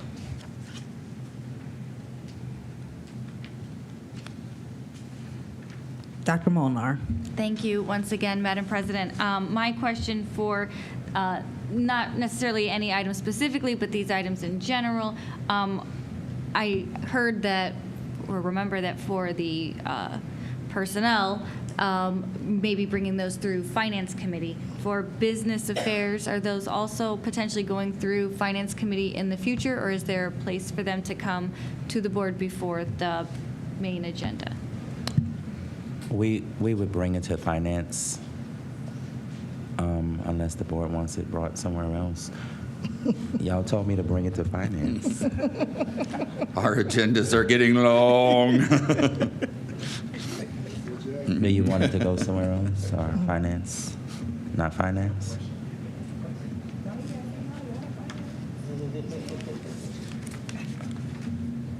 Reverend Harrison. Madam President and Superintendent, Mr. Superintendent, I believe that finance is an appropriate place for a lot of things, but I also going to push back on Member Molnar because she do have legal contracts, amen? Okay? So we're not going to let Member Molnar get a pass on here. So we certainly want things to go through committee equitably, legally, amen, and instructionally and financially, amen. So if it's a contract, you want it to go through legal contract, but if it's regular things, bring it through finance. If it is the will of the board, I can make room on the Legal Policy and Contracts Committee for contracts. But I think, Member Sykes? yeah, so Madam President, though, for tonight, and this working committee that we have going here, I think that if there are no questions, then I see no reason to not support these items unless the committee chair would like something in particular to come before the committee. I see nothing in particular that I would want to come to finance. And that as far as I'm concerned, and my co-chair, I am fine with the items that's here that we can vote on tonight. Dr. Molnar? Sorry, well, for clarification, I didn't mean necessarily tonight's, Oh, okay. but for in the future, Okay. for the business affairs section. Okay. So I wish to recommend, thank you, President Archer. I wish to recommend the approval of business affairs recommendations presented in category 27. Thank you. Is there a motion to approve business affairs? So moved. It's been moved by Member Harrison. Is there a second? Second. Second by Member Alexander. Is there any further discussions around business affairs? Yes, Vice President Jackson, you've been recognized.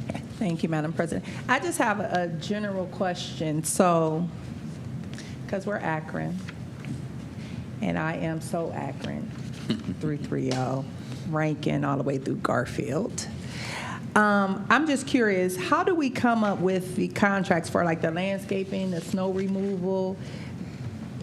Is there a bidding process on that? And I just want to ask that because it's a large amount. Like, it seems like the larger amount are companies that are not within the city of Akron. And I just wonder, does the city of Akron not have enough, or what was the bidding process that we have all these Wadsworth outside areas that's getting the larger amount for us? So before Ms. Deborah answers the question, at the last meeting, I stated to Pastor Harrison that we'll start this process in the summer, where we can put this on the district website for people to actually apply moving forward, and it'll go through because these are the kind of the vendors that we've been using over years, but that would afford these vendors as well as anybody else that qualifies for the expectations, rules that they have to follow. They will have a chance, and then we will be able to do this early enough before December and bring this October, November to the board for its review. Now, so I'll let her. Actually, these were approved at the meeting of the 25th. The only reason this is coming back tonight is to change the date, because the original approval was for these contracts to start tomorrow, and then we had an issue with snow last week. So we needed to bring it back just to change the date. So if we needed to use and pay for those services, and we had another question, that night. Do we pay for the services beforehand? We do not. We pay for the services once rendered. But we wanted to make sure that we met the unexpected snow that came in last Thursday and Friday, so we brought it back to change the effective date. That was the reason why it was coming back tonight. Yeah, I see it in the small writing at the bottom. My question was Wadsworth, Stowe, Talmadge. And those were, as we explained, Pre-approved, and that's what I. Yeah. So, and I understand the meeting of the 25th. I was not present at. But my question is, how do we determine who? I understand that, and you answered my question actually, Superintendent, because you said they've already were selected. So it's just common practice who we've been using. And the reason I'm asking this question, Equity Chair, is because we live in Akron. We need people that vote in Akron passed our levy for our school. And so if there's business in Akron, tax dollars in our city for businesses in our city, then I just think, I don't know like the rule or how that works, that if you have a business and you're in the city of Akron that do this, that you get, I don't know the legalities of it, so don't start throwing stuff at me. No, I won't. But that they can bid for, if we're in Akron, because I want people that vote in Akron, that pay taxes for the city of Akron, and who live in Akron and have business in Akron, I think should serve our district. We did explain at the last one, to your point, as we put this process out earlier, there are some criteria that the vendors need to be qualified for. We do not ask vendors to come on without about 2 inches of snow is when you start, but they need to start plowing at 1:30 in the morning to be done by 4:30 to 5 o'clock, because we go behind them with our trucks to salt. So that's one of the criterias that has been in place for a long time, because we have 55 locations that we need to clean and get ready if the determination is that school will be open. And that's conversation that the staff has with our buildings and grounds team, our travel transportation team, information we get from snow and ice at the city, and then we are talking with the superintendent beginning at 4 to 4:30, because we must make a call by 5 o'clock in order to decide if school is going to be in session, which is what happened last Thursday and Friday, or are we going to need to close school, which happened to the county, the schools in the northern part of the county slightly later than they would have normally done last week. So if that helps you, yes, there are criteria to meet our needs. Yeah, 1:30. Yeah, I just. Thank you. That gives me insight, because if I'm a business person, 1:30, like I said, I'm a capitalist. Okay. So I'm up at 1:30 to get the money. And it's a lot of people in the city that I think would too. So that's not a real thing for me. But thank you, Superintendent. I think I'm clear that you're going to open it up, and then it'll be posted and people can bid on it. That's all that I'm asking. I'm sure if we're on here, we'll be aware. So that's more than fine. Thank you, Ms. Folt. Thank you. Any other discussion around business affairs? I just also wanted to acknowledge under business affairs the re-signing with Summa Health Academy of Leadership and Innovation, our agreement in partnership with Buchtel CLC. We were talking about partners, and again, I think they're one of our earlier partners. They've been around with us since, I think, 2018. So thanks to Summa and their support of Buchtel CLC's pathway. That being said, roll call, please. Dr. Thompson. Mr. Alexander. Abstain from 27-1, yes on the rest. Ms. Autry. Yes. Reverend Harrison. Yes. Ms. Jackson. Yes. Dr. Molnar. Yes. Mrs. Sykes. Yes. Motion, with the exception of 27.1, carries 6-0. 27.1 carries 5-0 with one abstention. Thank you. As we move on, there is no unfinished business. Is there any new business? Reverend Harrison, you've been acknowledged. Thank you, Madam Chair. Madam Chair, for the purpose of forward meetings, committee of the whole meetings, I would ask that we can clarify now that the committee of the whole be considered a reading for the purpose of passing policies. Yes. Did we vote on that? We To say, specific to Second read. the second reading on those policies. That's correct. I'm asking that we just consider the committee as a whole, for the purpose of passing any policy, a reading. And I think we can agree to that unanimous consent, can we? As we're structuring this, Kyle? There's no objection? Okay. Got it. Thank you. So is there any other new business? Seeing none, there is a need to recess into executive session pursuant to Ohio Revised Code 121.22G1 to consider the employment of public employees or officials of the school district, and pursuant to Revised Code 121.22G3 to conference with an attorney for the public body concerning disputes involving the public body that are the subject of or pending or imminent court action. Is there a motion to go into executive session? So moved. It's been moved by Mr. Alexander. Is there a second? Second. Seconded by Vice President Jackson. Is there any discussion? Dr. Molnar. Thank you, Madam President. For clarification for everyone else that gets to go home right now, are there any items left from our Committee of the Whole to vote on for Wednesday? What items are remaining? There aren't any. We voted on the minutes. Nope, it looks like we cleared it all up. So don't we have to like make sure we can't make sure it's not. Make sure we notify no meeting. Yeah, so we'll put that notice out. Yes. Okay, we're voting on the recess into session. Did you? I have a motion by Mr. Alexander, second by Ms. Jackson. Yes. Any other discussion? Seeing and hearing none, roll call, please. Dr. Thompson? Ms. Autry. Yes. Reverend Harrison. Yes. Ms. Jackson. Yes. Dr. Molnar. Yes. Mrs. Sykes. Yes. Mr. Alexander. Yes. Motion carries 6-0. Thank you. We stand in adjournment, recess to executive session at 7:46.